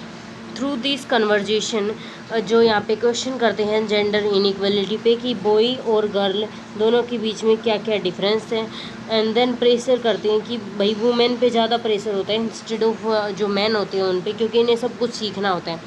ये चैप्टर हमें शो करता है कॉन्फ्लिक्ट बिटवीन ट्रेडिशन एंड जो पर्सनल हमारी फ्रीडम है गर्ल्स की उनके बीच में। उसके बाद हमारा आता है इसकी थीम्स क्या है। तो यहाँ पे अगर थीम्स की बात करते हैं तो सबसे पहली थीम है gender role, then women identity, family की values, social expectation, tradition, freedom, women empowerment. तो एक्सप्लेन करना है यहाँ पे सेंट्रल आइडिया दी गर्ल। जो ये दी गर्ल पोएम है इसका सेंट्रल आइडिया क्या है वो एक्सप्लेन करना है। The central idea of the girl is that society place करते हैं बहुत ज़्यादा एक्सपेक्टेशंस गर्ल से, बहुत ही जब वो छोटी रहती है ना तब से ही। द मदर टीच, फिर मदर अपनी डॉटर को सिखाती है कि कैसे उसको एक गुड वूमेन बनना है अकॉर्डिंग टू सोसाइटी के रूल्स के अकॉर्डिंग। ठीक है, कौन बताएगा कि ये जो वूमेन है, ये वूमेन जो है ये गुड है या फिर बैड है, ये कौन बताएगा कि गुड है या बैड है। तो ये बताएंगे सोसाइटी के जो रूल्स हैं, रेगुलेशंस है वो बताएंगे हमें कि ये वुमेन गुड है या bad. At the same time chapter question करता है कि ये एक्सपेक्टेशंस फेयर हैं या नहीं, क्या ये एक्सपेक्टेशन सही हैं। तो ये जो ऑथर है ये इनकरेज करती है रीडर्स को कि सोचो वुमेन की फ्रीडम कहाँ गई, आइडेंटिटी, इक्वलिटी, ये तीनों फैक्टर कहाँ पर हैं वुमेन के लिए, क्या ये वुमेन को मिल रहे हैं या नहीं। नाउ नेक्स्ट क्वेश्चन है discuss the relationship between mother and daughter. तो मदर और डॉटर के बीच में क्या रिलेशनशिप है। यहाँ पे मदर अपनी डॉटर को सिखा रही है कुछ चीज़ें फैमिली में कैसे रहना है। तो यहाँ पे जो relationship between mother and daughter वो बहुत ही केयरिंग है, लेकिन उसके साथ साथ वो स्ट्रिक्ट भी है। ठीक है, यहाँ पे उसके साथ साथ वो स्ट्रिक्ट है, लेकिन मदर का क्या क्यों बनती है मदर स्ट्रिक्ट, बिकॉज वो अपनी डॉटर को प्रोटेक्ट करना चाहती है और वो आगे की जो लाइफ उसको जीने उसके लिए उसको प्रिपेयर करते हैं। जैसे हम एग्ज़ाम के लिए प्रिपेयर करते हैं वैसे ही हावेवर सी ये एक्सपेक्ट भी करती है अपनी डॉटर से कि वो जो सारी चीज़ें उनको फॉलो करेगी, उनके जो ट्रेडिशनल रूल्स हैं बिना क्वेश्चन के उन पे वो क्वेश्चन नहीं करने वाले। ये रिलेशनशिप रिफ्लेक्ट करती है दोनों both love and social pressure, कि यहाँ पे सोशल प्रेशर की वजह से मोम स्ट्रिक्ट भी है और लव की वजह से मोम केयर भी करती है हमारी। तो दोनों चीज़ें यहाँ पे वो रिफ्लेक्ट करती हैं। उसके बाद ब्रेकिंग आउट हमारी नेक्स्ट स्टोरी है जिसके अंदर हमें यहाँ पे ये सारी चीज़ें पढ़नी है। तो यहाँ पे मार्ज पीरियर्सी ने दी थी, ये अमेरिकन पोइट है और राइटर। ये women equality, freedom, social justice के बारे में लिखते रहते हैं पोएम्स वगैरह। ये इनकरेज पीपल को बढ़ावा देते हैं कि चैलेंज करो जो भी अनफेयर ट्रेडिशंस हो रहे हैं, डिस्क्रिमिनेशन, भेदभाव हो रहा है आपके खिलाफ, तो उनको आप लोग चैलेंज करो। तो ब्रेकिंग आउट इज़ अबाउट है फ्रीडम और सेल्फ कॉन्फिडेंस, आत्मविश्वास और आज़ादी के बीच में। ये पोएम इनकरेज करती है पीपल स्पेशली वुमेन को कि अपनी जो भी आपको डर है उसको तोड़ो। जैसे दया CID में दरवाज़ा तोड़ देता था, वैसे ही वुमेन्स को कहते हैं कि जो अपने डर है उसका दरवाज़ा तोड़ो। सोशल रिस्ट्रिक्शंस को हटाओ, जो अनफेयर ट्रेडिशन है कि जिनको आप फॉलो नहीं कर सकते उनको हटाओ। ये पोइट बिलीव करता है कि हर एक इंसान के पास राइट है टू लिव विद डिग्निटी, इज्जत के साथ रहने का और अपनी चॉइसेस बनाने का। द पोएम ऑल्सो शो करते हैं कि चेंज पॉसिबल है सोसाइटी के अंदर जब लोगों के पास करेज हो, रिफ्यूज़ हो, मतलब मना करने की इच्छा हो कि हम ये चीज़ नहीं करना चाहते। हमारे पास ये एक लाइक हम कह सकते हैं कि हमारे पास ये लाइक वी कैन से कि हमारे पास किसी भी चीज़ को मना करने का साहस हो। यहाँ पे ये हो सकता है। इट इंस्पायर करती है रीडर को कि बिलीव करो अपने आप पर और वर्क करो इक्वलिटी और फ्रीडम के अगेंस्ट, कि हमें इक्वलिटी चाहिए, हमें फ्रीडम चाहिए, उसके लिए काम करो। ठीक है, उसके बाद इस ब्रेकिंग आउट में क्या क्या थीम्स यहाँ पे यूज़ हुई हैं तो वो हैं, पहली फ्रीडम, दूसरी वुमेन एम्पावरमेंट, देन इक्वलिटी, आत्मनिर्भर, सेल्फ कॉन्फिडेंस, करेज, साहस, ब्रेकिंग आउट सोशल बैरियर्स, जो भी सोशल जो ट्रेडिशंस हैं उनको तोड़ना। ठीक है, तो यहाँ पे जो वो बने हुए हैं पहले से रूल्स रेगुलेशंस कि गर्ल्स ये नहीं कर सकते, बॉयज़ ये कर सकते हैं, ये सब कुछ जो बने हुए हैं उनको तोड़ना। तो जो ब्रेकिंग आउट है इसका मेन आइडिया क्या था, तो the central idea breaking out था कि people should free themselves from fear, discrimination और सोशल रिस्ट्रिक्शंस। लोगों को फ्री होना चाहिए यहाँ पे किस चीज़ से, पहला फियर, दूसरा डिस्क्रिमिनेशन, तीसरा यहाँ पे सोशल रिस्ट्रिक्शन से। तो यहाँ पे ऑथर बिलीव करती है कि सबके अधिकार है, सबके कुछ इक्वल राइट्स होते हैं और उनको फ्रीडम मिलनी चाहिए ताकि वो अपनी इज्जत के साथ रह सकें। पोएम इनक्रेज करती है, कॉन्फिडेंस प्रोवाइड करती है हमें और एक पॉजिटिव चेंज लाने की मदद करती है सोसाइटी के अंदर। यहाँ पे पॉजिटिव चेंज आता है सोसाइटी में। How does the poem promote कैसे करती है वुमेन एम्पावरमेंट को ये पोएम, तो पोएम शो करती है कि वुमेन को कोई भी डिस्क्रिमिनेशन और अनइक्वलिटी नहीं एक्सेप्ट करनी चाहिए, उसके अगेंस्ट उसको करेज होना चाहिए, साहस होना चाहिए, उसको बिकम कॉन्फिडेंट बनना चाहिए, इंडिपेंडेंट एंड खुद के डिसीजन खुद लेना चाहिए, किसी के भी ऊपर डिपेंड नहीं होना चाहिए। ये ऑथर बिलीव करते हैं कि वुमेन्स आर कैपेबल, वो खुद के डिसीजंस खुद ले सकते हैं और वो खुद अचीव कर सकते हैं सक्सेस जब उनको इक्वल अपॉर्चुनिटी और फ्रीडम दी जाएगी सोसाइटी के अंदर। तो यहाँ पे ये पोएम बहुत ही स्ट्रॉन्ग मैसेज है होप, करेज और एम्पावरमेंट के लिए। किन के लिए, वुमेन्स के लिए ज़्यादातर ये बात कर रहे हैं। उसके बाद यहाँ पे है a prayer for my daughter, next है एक थी दी गर्ल के बारे में, ये गर्ल के बारे में, फिर है a prayer for my daughter. तो यहाँ पे लिखी थी ये WB ने लिखी थी। WB Yeats was a famous Irish poet थे, इनको Nobel prize winner, 2 Nobel prize winner थे, एक पहले देखा था, अब ये सेकंड नोबल प्राइज़ विनर। इनकी पोएम मेनली फोकस करती है लाइफ, लव एंड नेचर और ह्यूमन की वैल्यूज़, कि हमें सच बोलना चाहिए, हमें सबकी रिस्पेक्ट करनी चाहिए, गरीबों की मदद करनी चाहिए, these are our human values. तो तो प्रेयर फॉर माई डॉटर एक पोएम है जिसके अंदर पोएट प्रे करता है हैप्पी के लिए और peaceful future of young daughter. मतलब यहाँ पे जो मदर है या फिर जो भी फादर है, ये दोनों प्रे करते हैं अपनी जो डॉटर है उसकी एक पीसफुल लाइफ हो, ठीक है। और ये इनको वेल्थ नहीं चाहिए, पैसा नहीं चाहिए इनको, ना ब्यूटी चाहिए। इंस्टेड ये चाहते हैं कि इनकी जो बेटी है वो ग्रो अप हो ना, तब तक उनको काइंडनेस, विजडम, फ्री ऑनेस्टी और एक गुड कैरेक्टर चाहिए उस लड़की के अंदर, ठीक है।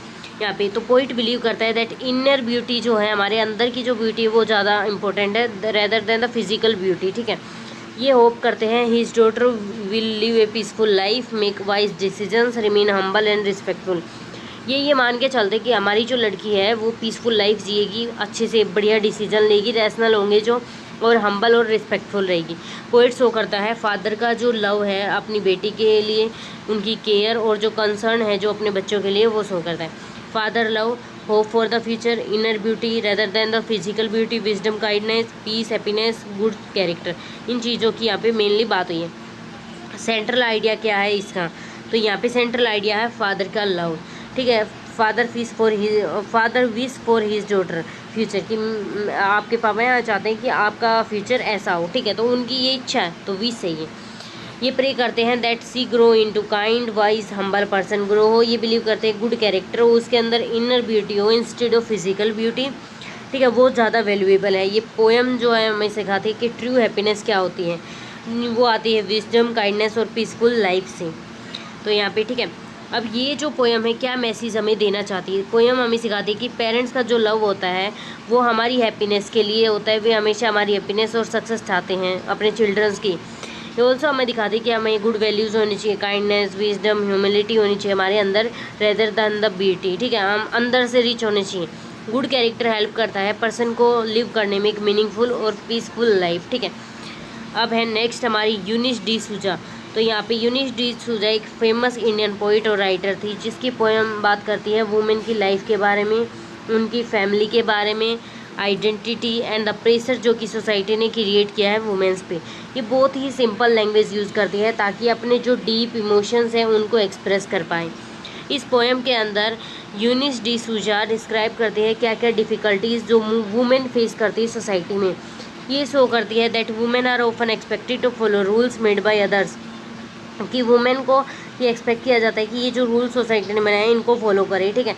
Are not given complete freedom to express themselves, women's अपने आप को कम्प्लीटली एक्सप्रेस नहीं कर सकती कि वो इन रूल्स को फॉलो करना चाहती हैं नहीं, क्या फील कर रही हूँ, ये सब कुछ नहीं हो सकता वहाँ पे। पोएट क्वेश्चन करता है इनको सोशल एक्सपेक्टेशंस पे, ठीक है, कि ये क्यों बनाए गए और क्या वुमेन के अंदर करेज नहीं है कि वो अपने आप के से अपनी जो आइडेंटिटी है और सेल्फ रिस्पेक्ट को बचा सकें। तो ये बिलीव करती है कि हर एक वुमेन के पास फ्रीडम होनी चाहिए सोचने की, बोलने की और रहने की अकॉर्डिंग टू हर चॉइसेस, कि अपने मन के हिसाब से वो कर सके सब कुछ। तो पोएम एक स्ट्रॉन्ग वॉइस है अगेंस्ट डिस्क्रिमिनेशन और इक्वलिटी और इंडिपेंडेंस, की वुमेन भी इंडिपेंडेंट होनी चाहिए, इक्वलिटी होनी चाहिए बॉय और गर्ल में, यहाँ पे मैन और वुमेन में। तो यहाँ पे थीम क्या है, वुमेन की identity, gender equality, freedom, social की एक्सपेक्टेशंस, जो रूल्स बनाए सोसाइटी ने वो फॉलो करने होंगे, self respect, individuality. Central idea क्या है इस पोएम का, तो हमें वो देखना है। अब यहाँ पे सेंट्रल आइडिया इस पोएम का, तो यहाँ पे सेंट्रल आइडिया पोएम का है that women should not controlled by unfair social rules, कि वुमेन को वो सोशल रूल्स ना कंट्रोल करे जो कि बहुत ही अनफेयर हैं। तो यहाँ पे ये बिलीव करती हैं हर एक वुमेन के पास राइट है लिव करने का डिग्निटी, फ्रीडम और सेल्फ रिस्पेक्ट के साथ। तो ये जो पोएम इंकरेज करती है वुमेन्स कॉन्फिडेंट होनी चाहिए, इंडिपेंडेंट होनी चाहिए और चैलेंज करे जो डिस्क्रिमिनेशन उनके अगेंस्ट हो रहे हैं उनको। यहाँ पे क्या मैसेज ये पोएम देना चाहती हैं, तो ये पोएम देना चाहती है हर एक इंसान के इक्वल राइट्स और रिस्पेक्ट है, तो women should be free to make their own choices without fear और प्रेशर। वुमेन के पास ये फ्रीडम है कि वो अपनी खुद की चॉइसेस खुद बना सकते हैं बिना किसी सोसाइटी के प्रेशर के। ट्रू प्रोग्रेस जब पॉसिबल होगी जब बोथ मेन और वुमेन इक्वली ट्रीट होंगे, मतलब जेंडर इक्वलिटी होगी, तब हमारी सोसाइटी की जो है वो ट्रू प्रोग्रेस होगी। उसके बाद आता है येलो फिश। येलो फिश अंबाई ने दी थी। ये एक फेमस इंडियन राइटर है जो कि अपनी स्टोरीज़ के बारे में जानी जाती है, जो women identity, freedom, social issues के बारे में लिखती हैं। इनकी राइटिंग शो करती है इमोशनल स्ट्रगल वुमेन का और इक्वलिटी और इंडिपेंडेंस जिनके लिए वुमेन को साहस प्रोवाइड करती हैं, तो ये वो भी शो करती हैं यहाँ पे, ठीक है। समरी, येलो फिश एक्सप्लोर करते हैं इमोशंस, ड्रीम्स, स्ट्रगल्स कि वुमेन्स क्या फेस कर रही हैं। एक्चुअली सारी चीज़ें बिल्कुल एग्जैक्टली सेम है, सब में यही वुमेन्स के बारे में बात हुआ है, तो ऐसा नहीं है कि वो याद नहीं करना। बस लेखक यहाँ पे जो स्टोरी का नाम है, ये पोएम का नाम और उसका जो राइटर है, ये दोनों याद करने ज़रूरी है। और ऊपर से उनकी स्टोरी पढ़ लेना ताकि आप बना के लिख सको वहाँ पे। ये स्टोरी शो करती है कि कैसे सोशल ट्रेडिशंस और फैमिली की एक्सपेक्टेशंस लिमिट करती है वुमेन की फ्रीडम। द मेन कैरेक्टर चाहता है कि जो लाइफ है वो डिग्निटी के साथ रहे और वुमेन अपनी चॉइसेस खुद बनाए, लेकिन सोसाइटी इसके अंदर ऑब्स्टेकल्स क्रिएट करती है। ऑब्स्टेकल्स मीन्स प्रॉब्लम्स क्रिएट करती हैं, ठीक है। येलो फिश का मतलब है, एक सिंबल है फ्रीडम, होप और डिज़ायर फॉर बेटर लाइफ की वुमेन्स की भी ये डिज़ायर है कि उनका जो फ्यूचर है वो बहुत ही अच्छा हो, ठीक है, बेटर लाइफ। तो यहाँ पे through this story Ambai show करती हैं एवरी पर्सन के पास इक्वल अधिकार है इंडिपेंडेंट जीने का और एक्सप्रेस करने का अपनी ट्रू आइडेंटिटी। यहाँ पे हम बात करते हैं वुमेन की freedom, identity, gender equality, social expectation, hope है फॉर फ्यूचर के लिए और इंडिपेंडेंस। तो सेंट्रल आइडिया क्या था येलो फिश का? Central idea of yellow fish is the search for freedom and identity, कि हमारे पास वुमेन्स के पास भी फ्रीडम होनी चाहिए और आइडेंटिटी होनी चाहिए। अम्बाई शो करती है दैट वुमेन को लिमिट नहीं होना चाहिए सोशल रूल्स और ट्रेडिशन से। Every person deserve the freedom to make their own choices and live with dignity. हर एक इंसान के पास ये फ्रीडम है कि वो अपनी चॉइस के साथ रह सकता है और इज्जत के साथ भी रह सकता है। ये स्टोरी इंकरेज करती है equality, self confidence and independence. यहाँ पे सिग्निफिकेंस टाइटल, ये येलो फिश ही क्यों रखा गया है, why it is important. Title yellow fish एक सिंबॉलिक है। येलो फिश रिप्रेजेंट करता है freedom, hope and the desire to escape from restrictions. ये आपके रिस्ट्रिक्शंस है, रूल्स हैं, यहाँ से आपको बाहर निकलना है, ठीक है। तो येलो फिश ऐसा काम करती है, ये रिप्रेजेंट करता है फ्रीडम, होप एंड डिज़ायर कि हम यहाँ से बाहर निकल सकते हैं। Just a fish need water to live freely, जैसे कि यहाँ पे समुंदर है, समुद्र में पानी होना चाहिए ताकि वो फिश फ्रीली रह पाएँ। उसी तरीके से एवरी ह्यूमन बीइंग को फ्रीडम, रिस्पेक्ट चाहिए ताकि वो अपनी लाइफ है उसको मीनिंगफुल वे में जी पाए। नेक्स्ट है the recreation of captain cook. तो यहाँ पे रिक्रिएशन ऑफ कैप्टन कुक है नेक्स्ट हमारा। तो ये दिया था मार्गरेट एडवुड ने, ठीक है। मार्गरेट एडवुड एक फेमस कैनेडियन राइटर और पोएट है जो कि हिस्ट्री, पावर और identity, gender, effect of colonialism मतलब जब ब्रिटिश के जो गवर्नमेंट के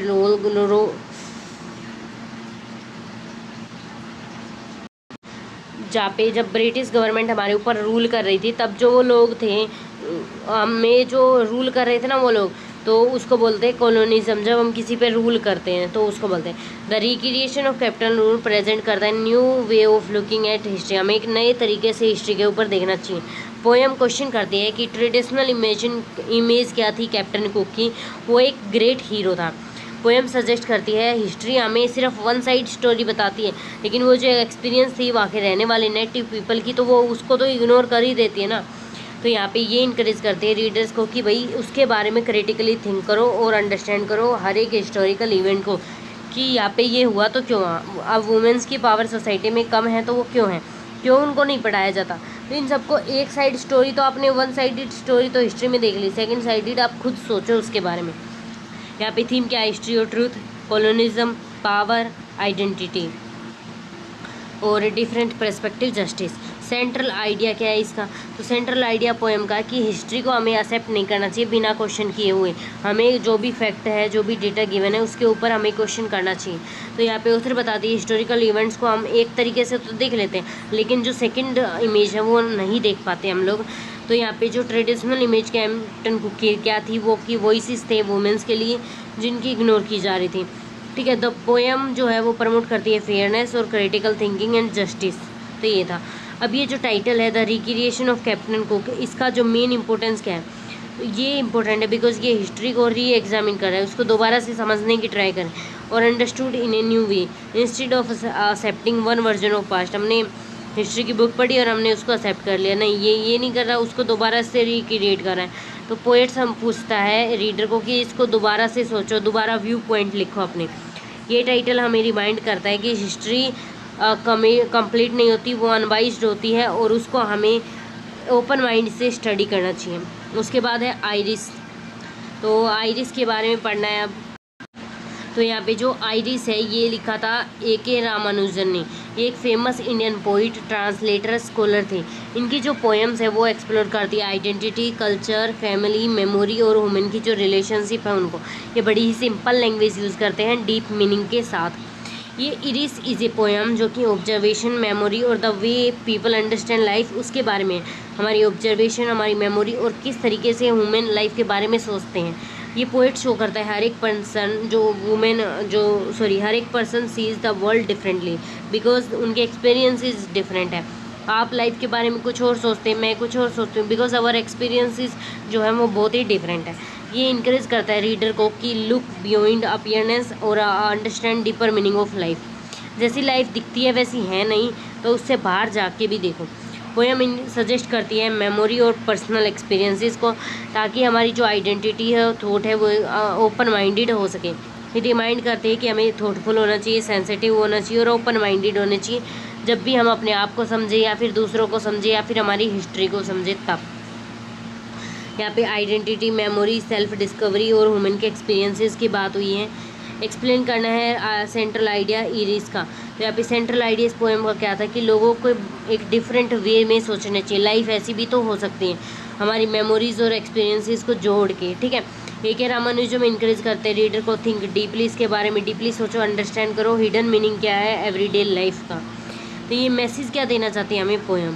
तो पोएम हमें सिखाती है कि life should be understood with patience और अंडरस्टैंडिंग के साथ। ये हमें ये भी रिमाइंड करती है हर एक पर्सन के खुद की एक्सपीरियंसेस होते हैं और वो बहुत ही डिफरेंट होते हैं। तो ये जो एक्सपीरियंसेस हैं ये हमारी खुद की आइडेंटिटी को सेव करते हैं। और यहाँ पे self reflection, open minded, respect, ये डिफरेंट पर्सपेक्टिव हमारे अंदर होनी चाहिए।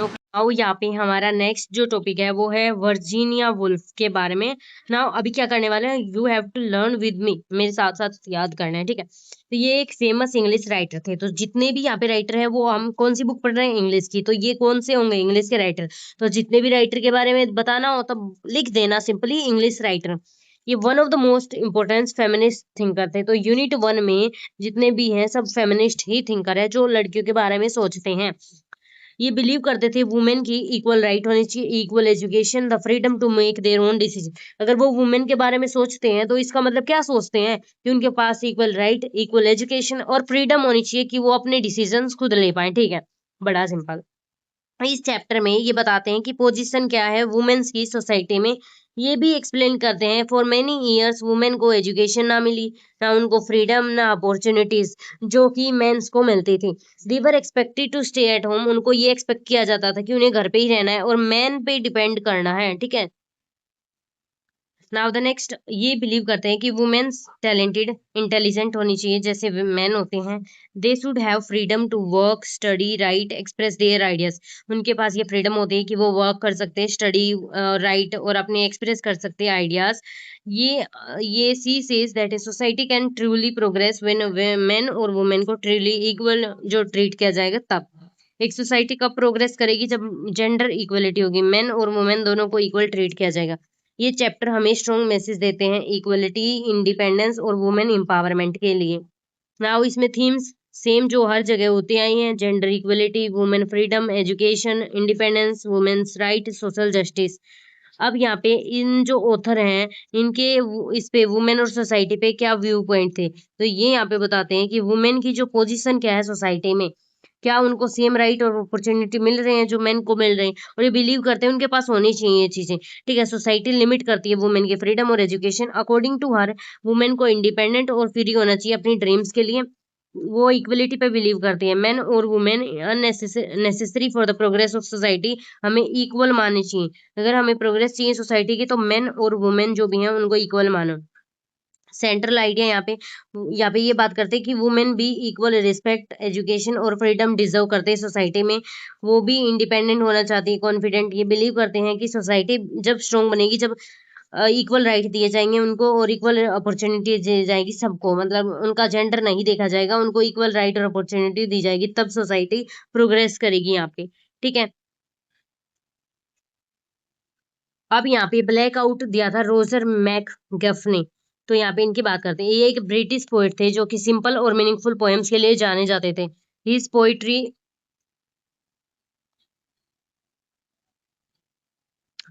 His poetry often talks about war, human emotions, everyday life, ऐसी जो इजी और क्रिएटिव है। यहाँ पे इनकी जो पोइम्स थी वो बात करती थी वॉर के बारे में, ह्यूमन इमोशंस और एवरीडे लाइफ में जो भी इजी और क्रिएटिव स्टाइल में। यहाँ पे ब्लैकआउट डिस्क्राइब करता है फियर, कंफ्यूजन, अनसर्टेनिटी एक्सपीरियंस की गई जो वॉर के टाइम पे, युद्ध के टाइम पे जो भी हमने फियर, कंफ्यूजन, अनसर्टेनिटी एक्सपीरियंस की थी वो शो करता है कि कैसे वॉर जो है वो चेंज कर रहा है लाइफ ऑर्डिनरी लोगों की, कॉमन लोगों की। ड्यूरिंग ब्लैकआउट वॉर के टाइम पे लोगों को फोर्सफुली यहाँ पे अंधेरे में रहना पड़ता है प्रोटेक्ट करने के लिए देमसेल्फ की आगे कोई एनिमी अटैक ना करते। तो ये जो डार्कनेस होती है इस पोयम में ये रियल भी होती है और सिंबॉलिक भी है। ये रिप्रेजेंट करती है आपके फियर, लॉस और अनसर्टेनिटी जो कि वॉर क्रिएट करता है यहाँ पे। तो ये पोइट रिमाइंड करते हैं हमको वॉर के बारे में कि कैसे वो पेन लेके आता है, कैसे वो शांति को डिस्ट्रॉय कर देता है और बहुत सारे इनोसेंट जो लोग होते हैं उनकी लाइफ को इफेक्ट डालता है। यहाँ पे वॉर वायलेंस की बात हुई है। वायलेंस मतलब होता है हिंसा, फियर और अनसर्टेनिटी, लॉस और पीस की बात हुई यहाँ पे, ह्यूमन सफरिंग, होप। यहाँ पे एक्सप्लेन करना है सेंट्रल आइडिया ब्लैकआउट का। सेंट्रल आइडिया ब्लैकआउट का क्या था कि वॉर क्रिएट करता है फियर, सफरिंग और अनसर्टेनिटी लोगों की लाइफ में। तो जो ये ब्लैकआउट सिंबलाइज करता है फिजिकल डार्कनेस, उसके साथ साथ इमोशनल डार्कनेस जो कि वॉर क्रिएट करता है। पोइट यहाँ पे बताता है कि वॉर के टाइम पे कितने इनोसेंट लोग जो हैं, जो इनोसेंट लोग हैं वो कितना सफर करते हैं ड्यूरिंग लड़ाइयाँ और जो कॉन्फ्लिक्ट होते हैं। ठीक है, सिग्निफिकेंस क्या है ब्लैकआउट टाइटल, ये इसको ब्लैकआउट टाइटल ही क्यों मिला? तो ब्लैकआउट का मतलब होता है डार्कनेस ड्यूरिंग वॉर टाइम, जब युद्ध चल रहा है उसके टाइम पे जब डार्क हो रहा है सब कुछ, लाइट्स को स्विच ऑफ कर दिया गया सेफ्टी के लिए। ऑपरेशन सिंदूर के टाइम पे किया गया था इंडिया में। ये सिंबलाइज है फियर, कंफ्यूजन और लॉस ऑफ होप की जो कि वॉर के टाइम पे हमने की थी। Through this title poet highlight करता है ट्रिबल इफेक्ट्स वायलेंस के ऑन ऑर्डिनरी लोगों पे और एम्फसाइज करता है इंपोर्टेंस ऑफ पीस की, शांति का कितनी जरूरी है हमारे लिए पीस। टेलीफोन कन्वर्जेशन क्या होती है यहाँ पे, ये यहाँ पे दी थी वोले सोयिंका ने। तो यहाँ पे एक Nigerian writer, poet, Nobel prize winner, third Nobel prize winner आ गए हमारे। ये राइटर फोकस करते हैं रेसिज्म में, मतलब हम जब लोगों को स्किन कलर के बेसिस पे डिवाइड करते हैं तो यहाँ पे इक्वलिटी, जस्टिस और वुमेन डिग्निटी पे ये स्ट्रांगली अपोज करते हैं डिस्क्रिमिनेशन को जो कि रेस और कलर के बेसिस पे है। ठीक है, स्किन कलर के बेसिस पे।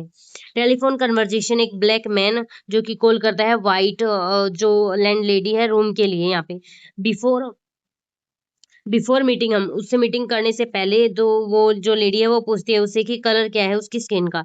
When she learn that he is black, जब उसको पता चलता है कि वो उसकी स्किन का कलर ब्लैक है तो वो अनकंफर्टेबल हो जाती है और स्ट्रेंज क्वेश्चंस पूछना स्टार्ट कर देती है कि कैसे उसकी स्किन डार्क है। ये पोयम शो करती है हमें फुलनेस, मतलब फुलिशनेस यहाँ पे एक जो बोलते हैं क्यूरियलिटी ऑफ रेसिज्म की। ये स्पीकर रिमेन काम एंड आंसर करते हैं उनको क्वेश्चंस को ह्यूमर और इंटेलिजेंस के साथ। थ्रू दिस कन्वर्जेशन जो ये ऑथर है ये क्रिटिसाइज करते हैं रेशियल डिस्क्रिमिनेशन को और शो करते हैं कि लोगों को उनके कैरेक्टर के बेसिस पे जज करना चाहिए, बल्कि ये जज करें उनके कलर के बेसिस पे। तो यहाँ की थीम क्या है? Racism, equality, human dignity, prejudice मतलब धारणा धारणा बनी हुई है ये कलर के बेसिस पे। Social discrimination, identity. इसका सेंट्रल आइडिया क्या है कि लोगों को रेसिज्म मतलब बेस कलर के ऊपर नहीं देखना चाहिए, अनफेयर और अनरीजनेबल है, इनको उनके कैरेक्टर के हिसाब से जज करना चाहिए यहाँ पे। ठीक है, ये मैसेज क्या मैसेज देना चाहती है कि सब इंसान इक्वल है चाहे उनका कलर कैसा भी हो। ये भेदभाव के अगेंस्ट यहाँ पे लड़ती है। यहाँ पे ये जो है रीडर यहाँ पे वो कहते हैं कि प्रेजुडाइज को रिजेक्ट करना चाहिए और इक्वलिटी सोसाइटी के अंदर रिस्पेक्ट और ह्यूमैनिटी आनी चाहिए।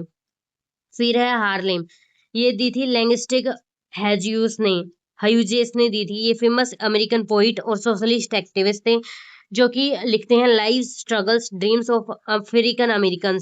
जो अफ्रीकन अमेरिकन थे उसके बारे में ये लिखते हैं। अफ्रीकन अमेरिकन कौन थे?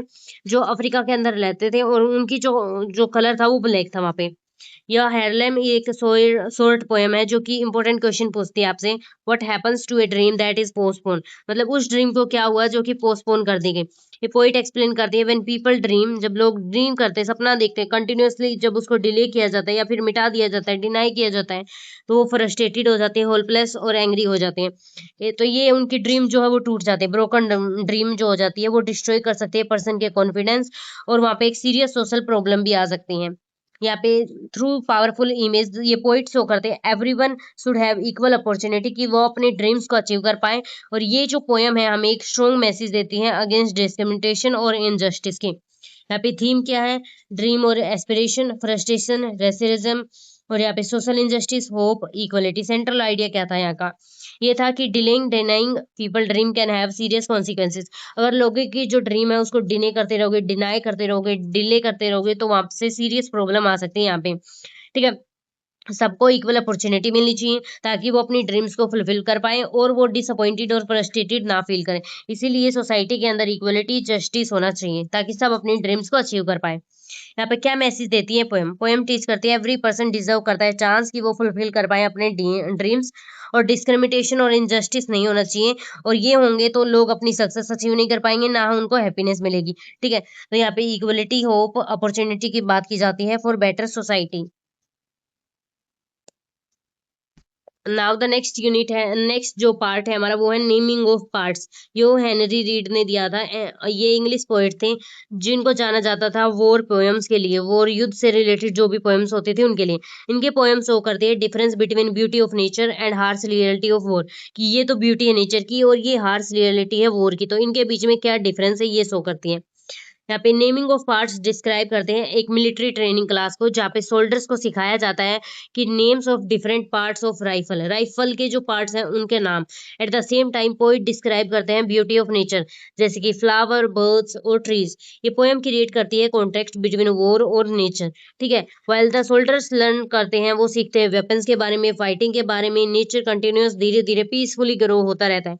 यहाँ पे पोएट सजेस्ट करता है कि वॉर डिस्ट्रॉय करता है हमारी लाइफ को, वेयर एज नेचर सपोर्ट करता है लाइफ को और पीस को। तो वॉर ये काम करता है और उसके कंपैरिजन में नेचर ये काम करता है। ठीक है, ये बताया हुआ है। पोइट यहाँ पे क्रिटिसिज्म करते हैं वॉर को, रिमाइंड करते हैं कि नेचर इज अच्छा है और यहाँ पे ये पीस हमें प्रोवाइड करता है रेदर देन वॉयलेंस। तो यहाँ पे वॉर और पीस की बात हुई है, नेचर की, वॉयलेंस की, beauty of nature, human life, context between war and nature versus है। यहाँ पे सेंट्रल आइडिया क्या है नेमिंग ऑफ पार्ट्स का? तो यहाँ पे सेंट्रल आइडिया की बात हो रही है। सेंट्रल आइडिया क्या है यहाँ पे वॉर और नेचर का? यहाँ पे ये बताते हैं कि कैसे सोल्जर्स को ट्रेन किया जाता है ये वेपन्स को यूज करने के लिए, लेकिन फिर भी नेचर अपने कंटिन्यूस पीसफुल साइकिल में होता है। पोएम सजेस्ट करती है कि वॉर अननेचुरल है बिकॉज ये डेथ लेके आता है, डिस्ट्रक्शंस लेके आता है, लेकिन जो नेचर है वो रिप्रेजेंट करता है लाइफ, ब्यूटी एंड होप को।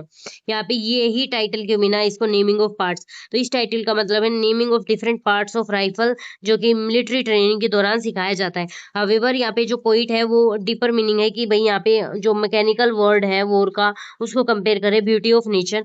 द टाइटल रिमाइंड करता है रीडर को कि वॉर पे फोकस करना है, वेपन्स पे, नेचर पे फोकस करना है, लाइफ पे और ग्रोथ पे। नेक्स्ट है यहाँ पे हमारी यूनिट द डॉग ऑफ तेवाल, तो टेटवाल के कुत्ते। तो यहाँ पे ये दी थी सयादत हसन मेंटो ने।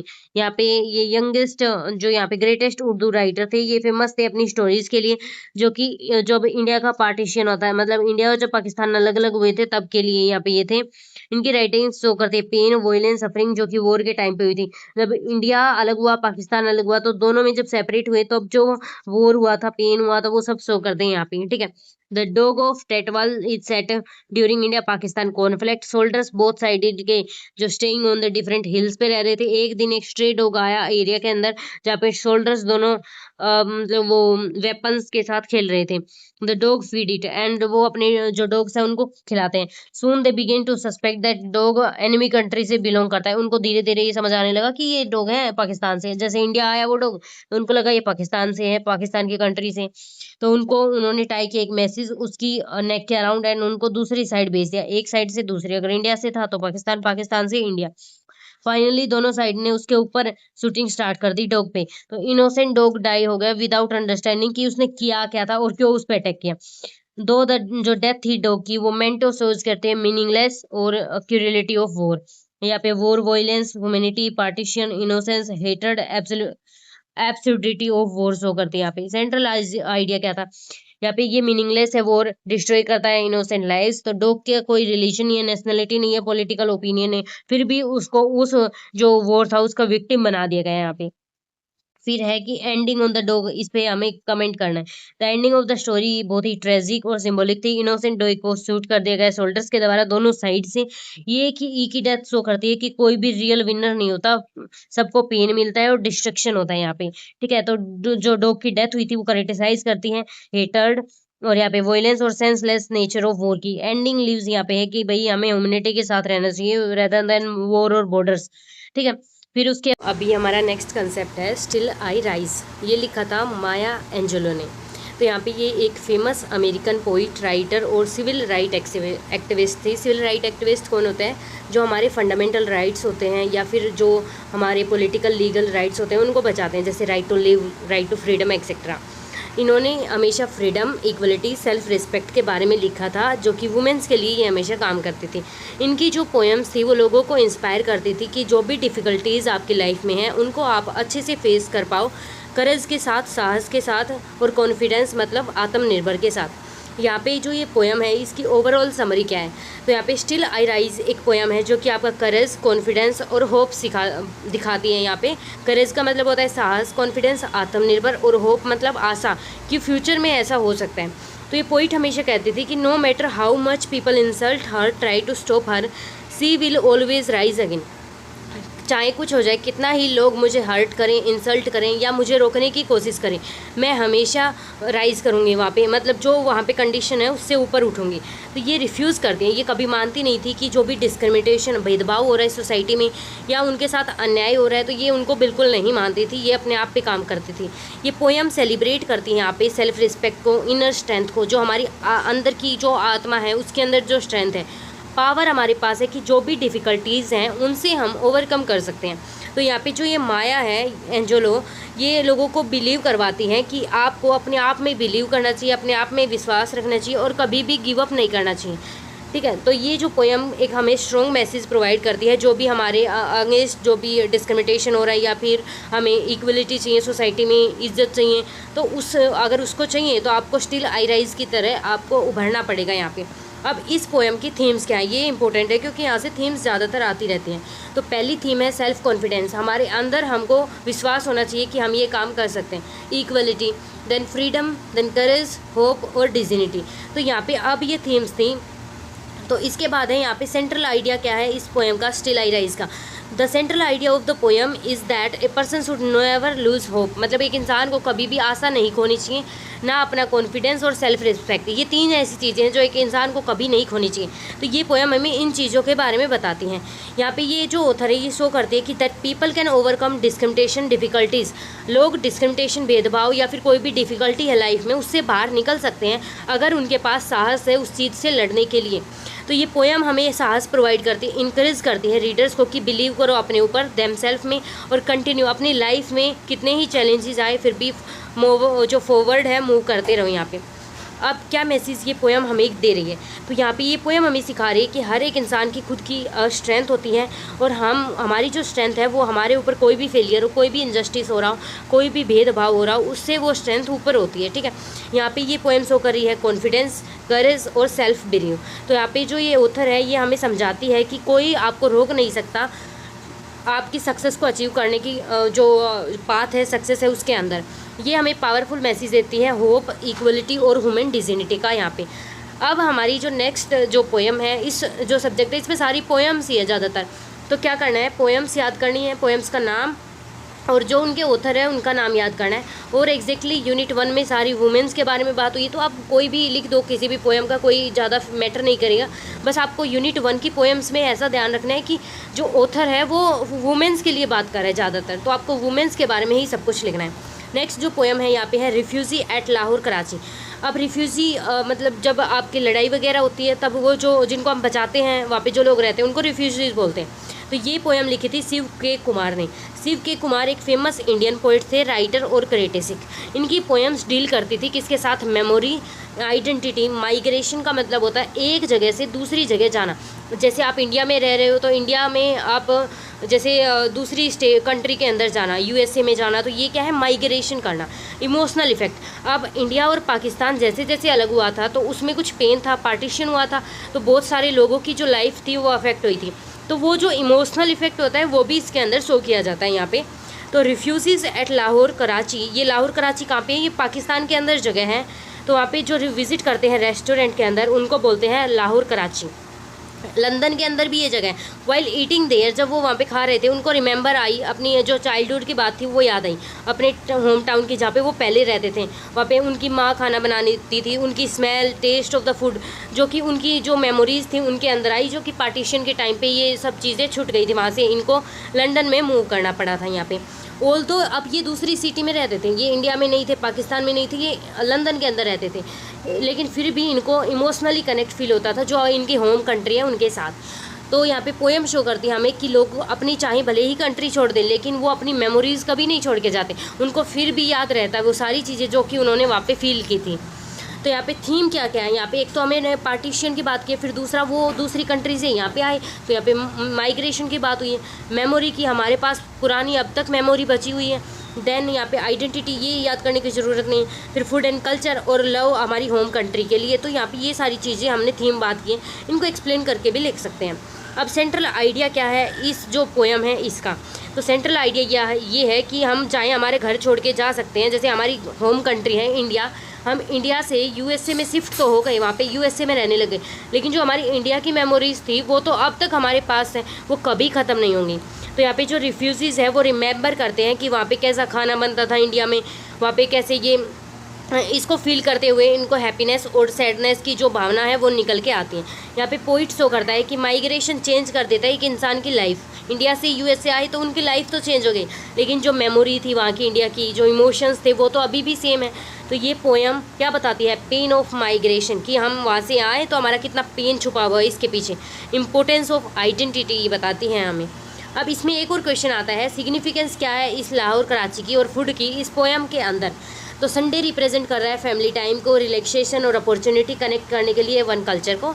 लाहौर कराची यहाँ पे सिंबल कर रहा है कि ये उनकी होम कंट्री थी जो अब वो छोड़ के आ चुके हैं, और यहाँ पे मेमोरीज थी पार्टीशन से पहले। फूड यहाँ पे रिप्रेजेंट कर रहा है कि उनकी मम्मा कितना अच्छा खाना बनाती थी, ये फैमिली का, कल्चर का, मेमोरी का सिंबल है, ठीक है। ये उस फूड की स्मेल और टेस्ट से बता पा रहे हैं कि वहाँ पे जो मदरहुड का जो लव था और चाइल्डहुड, ये सारी चीज़ें कैसी थी वहाँ पे।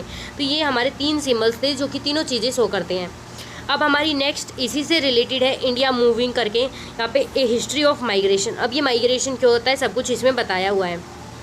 ये दी थी चित्रा बनर्जी दिवा करूनी ने, ये जो पोएम दी थी। यहाँ पे ये एक फेमस इंडियन और अमेरिकन राइटर है, ये राइट करती है about migration, identity, family, culture, experiences of Indian living abroad. मतलब वो इंडियंस जो कि इंडिया के तो हैं लेकिन वो दूसरी जगह रह रहे हैं, जैसे कनाडा में, यूएसए में, तो उनके क्या एक्सपीरियंसेस हैं वहाँ उस स्टेट के अंदर, ये वो शो करती है हमें।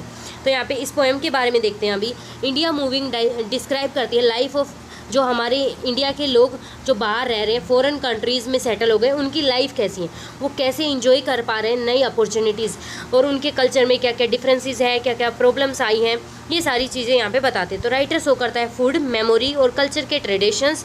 इमिग्रेंट्स क्या होते हैं जो कि इंडिया से गए हैं दूसरी कंट्री में, वहाँ पे रह रहे हैं, वो अपने रूट्स जो यहाँ पे उनकी जड़ें थी इंडिया के अंदर उनको छोड़ के गए हैं।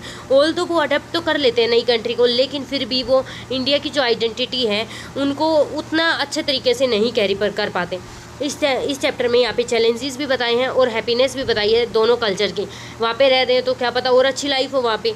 तो यहाँ पे थीम क्या है, migration, identity, family, food culture और कल्चरल एडजस्टमेंट। अब सेंट्रल आइडिया क्या है, इंडिया मूविंग का सेम, ये दोनों पोएम सेम थी, बस ऑथर का नाम अलग है। यहाँ पे सेंट्रल आइडिया क्या है माइग्रेशन का, कि एक इंसान की लाइफ चेंज कर देता है लेकिन उनकी आइडेंटिटी चेंज नहीं करता। यहाँ पे है ये नई कल्चर में एडजस्ट करने की ट्राई करते हैं, ये अपनी आइडेंटिटी भी प्रिजर्व करते हैं, मतलब बचा के रखते हैं। यहाँ पे राइटर की मेमोरीज़, फैमिलीज़ और फूड हेल्प वगैरह आज भी उसकी होम कंट्री के साथ कनेक्टेड है। ये सेम है बिल्कुल, उसी जो पिछली वाली हमने पढ़ी थी अभी उसी से रिलेटेड। अब नेक्स्ट है इंडिया मूविंग न्यू जर्सी। तो ये भी ये जो चित्रा बनर्जी दिवाकुर्णी ने लिखी थी, ये एक फेमस इंडियन राइटर है अमेरिकन। ये माइग्रेशन, फैमिली, कल्चर, आइडेंटिटी और जो लाइफ से इंडियन जो बाहर रह रहे हैं उनके बारे में लिखते हैं। हमने ऑलरेडी ये कवर कर लिया है अभी। इंडिया मूविंग तो यहाँ पे ये डिस्क्राइब करती है लाइफ ऑफ इंडियन जो हमारे जो यहाँ से जा रहे हैं इंडिया से वो अमेरिका के अंदर जा रहे हैं, उनकी लाइफ कैसी है। तो they leave India to build a better future. वो इंडिया को क्यों छोड़ रहे हैं, क्योंकि उनको एक फ्यूचर बनाना है उनको, बट उनको अपनी होम कंट्री की याद आती है, उनको अपनी फैमिली, लैंग्वेज, कल्चर, इन सब की याद आती है। They try to adjust to a नई कंट्री, भी ट्राई करते हैं एडजस्ट करने में नई कंट्री। हमारे जो इंडिया के ट्रेडिशंस हैं उनको भी फॉलो करते हैं वो वहाँ पे। तो यहाँ पे राइटर शो करता है that food, Indian movies, festivals, family memories help करती हैं जो वहाँ पे जो लोग रह रहे हैं उनको अपनी जो रूट्स हैं उनसे कनेक्ट करने में। ऑल्दो वो दूसरी कंट्री में रह रहे हैं लेकिन वो जो अपनी होम कंट्री है उनकी चीज़ें आज तक नहीं भूल पाते। यहाँ पे migration, identity, family, food culture और जो हमारे एक्सपीरियंसेस हैं बाहर जो लोग रह रहे हैं अमेरिका के अंदर उनके बताया हुआ है। यहाँ पे सेंट्रल आइडिया यही है कि ये चेंज कर देती है पर्सन के लाइफस्टाइल, लेकिन उनकी जो मेन आइडेंटिटी है वो जो चेंज नहीं कर पाती। यहाँ पे ये दोनों बिल्कुल सेम है, उसी से रिलेटिव, मतलब एक जो पोएम है उसको याद करना है, तीनों पोएम में सेम टू सेम कर सकते हो। अब है यहाँ पे सबरी की, तो ये लिखी थी सुजाता भट्ट ने। सबरी जो सुजाता भट्ट थी ये इंडियन पोएट है। इनकी पोएम के बारे में identity, culture, memory, language, social issues के बारे में ज़्यादातर इनकी पोएम्स रहती हैं। ये हमेशा क्वेश्चन करती रहती है डिस्क्रिमिनेशन, इक्वलिटी के बारे में और वुमेन की डिग्निटी के बारे में। यहाँ पे इस पोएम की समरी, सबरी पोएम का नाम है। तो the poem is based on story of Sabari. तो पोएम का नाम सबरी है तो किसकी स्टोरी होगी? सबरी की। तो सबरी कहाँ पे याद हो तो रामायण के अंदर भगवान राम और जो लक्ष्मण भगवान थे वहाँ पे सबरी का रोल देखने को मिला था, जो कि वो बेर ऑफर करती है भगवान राम को, जो कि पहले वो टेस्ट करती है उसके बाद ऑफर करती है। मतलब एक तरफ से बोले तो वो बेर झूठे हो जाते हैं, फिर वो भगवान राम को ऑफर करती है। तो जो उसका ये सिंबल किसका है? चाहे वो बेर झूठे हो लेकिन वो वहाँ पे पूरा लव है, उनका पूरा डिवोशन है, पूरा श्रद्धा भावना से वो अपने जो बेर है वो ऑफर कर रहे हैं भगवान राम को। इस पोएम में स्पीकर कंपेयर करते हैं सबरी की जो श्रद्धा है उसकी मॉडर्न सोसाइटी के साथ, जहाँ पे लोग जज करते हैं एक दूसरे को because of caste and social status. पहले भगवान ने तो नहीं पूछा ना कि सबरी की कास्ट क्या है, लेकिन आज तो लोग पूछते हैं ना तुम्हारी कास्ट क्या है तभी हम ये चीज़ तुमसे लेंगे। तो यहाँ पे ये जो ऑथर है ये यही बताना चाहती है कि भगवान तो ये कंपेयर नहीं करते थे, फिर आप कौन होते हो ये सब कंपेयर करने वाले। Instead of appreciating love and care, people जो है क्रिटिसाइज़ करते हैं लोगों को कि कैसे वो सर्व कर रहे हैं फूड को, कहाँ पे वो रह रहे हैं, क्या उनकी जो कास्ट है वो है। ठीक है, तो यहाँ पे ये जो सबरी की स्टोरी है ये हमें दिखाती है कि हमें क्वेश्चन नहीं करना चाहिए कास्ट पे। ये हमें बताती है कि ट्रू डिवोशन ही सबसे अच्छा है और हमें काइंडनेस रहनी चाहिए, दयालु भावना दिखानी चाहिए सबकी तरफ। यहाँ पे थीम है caste discrimination, equality, human dignity, love and devotion, food as a symbol.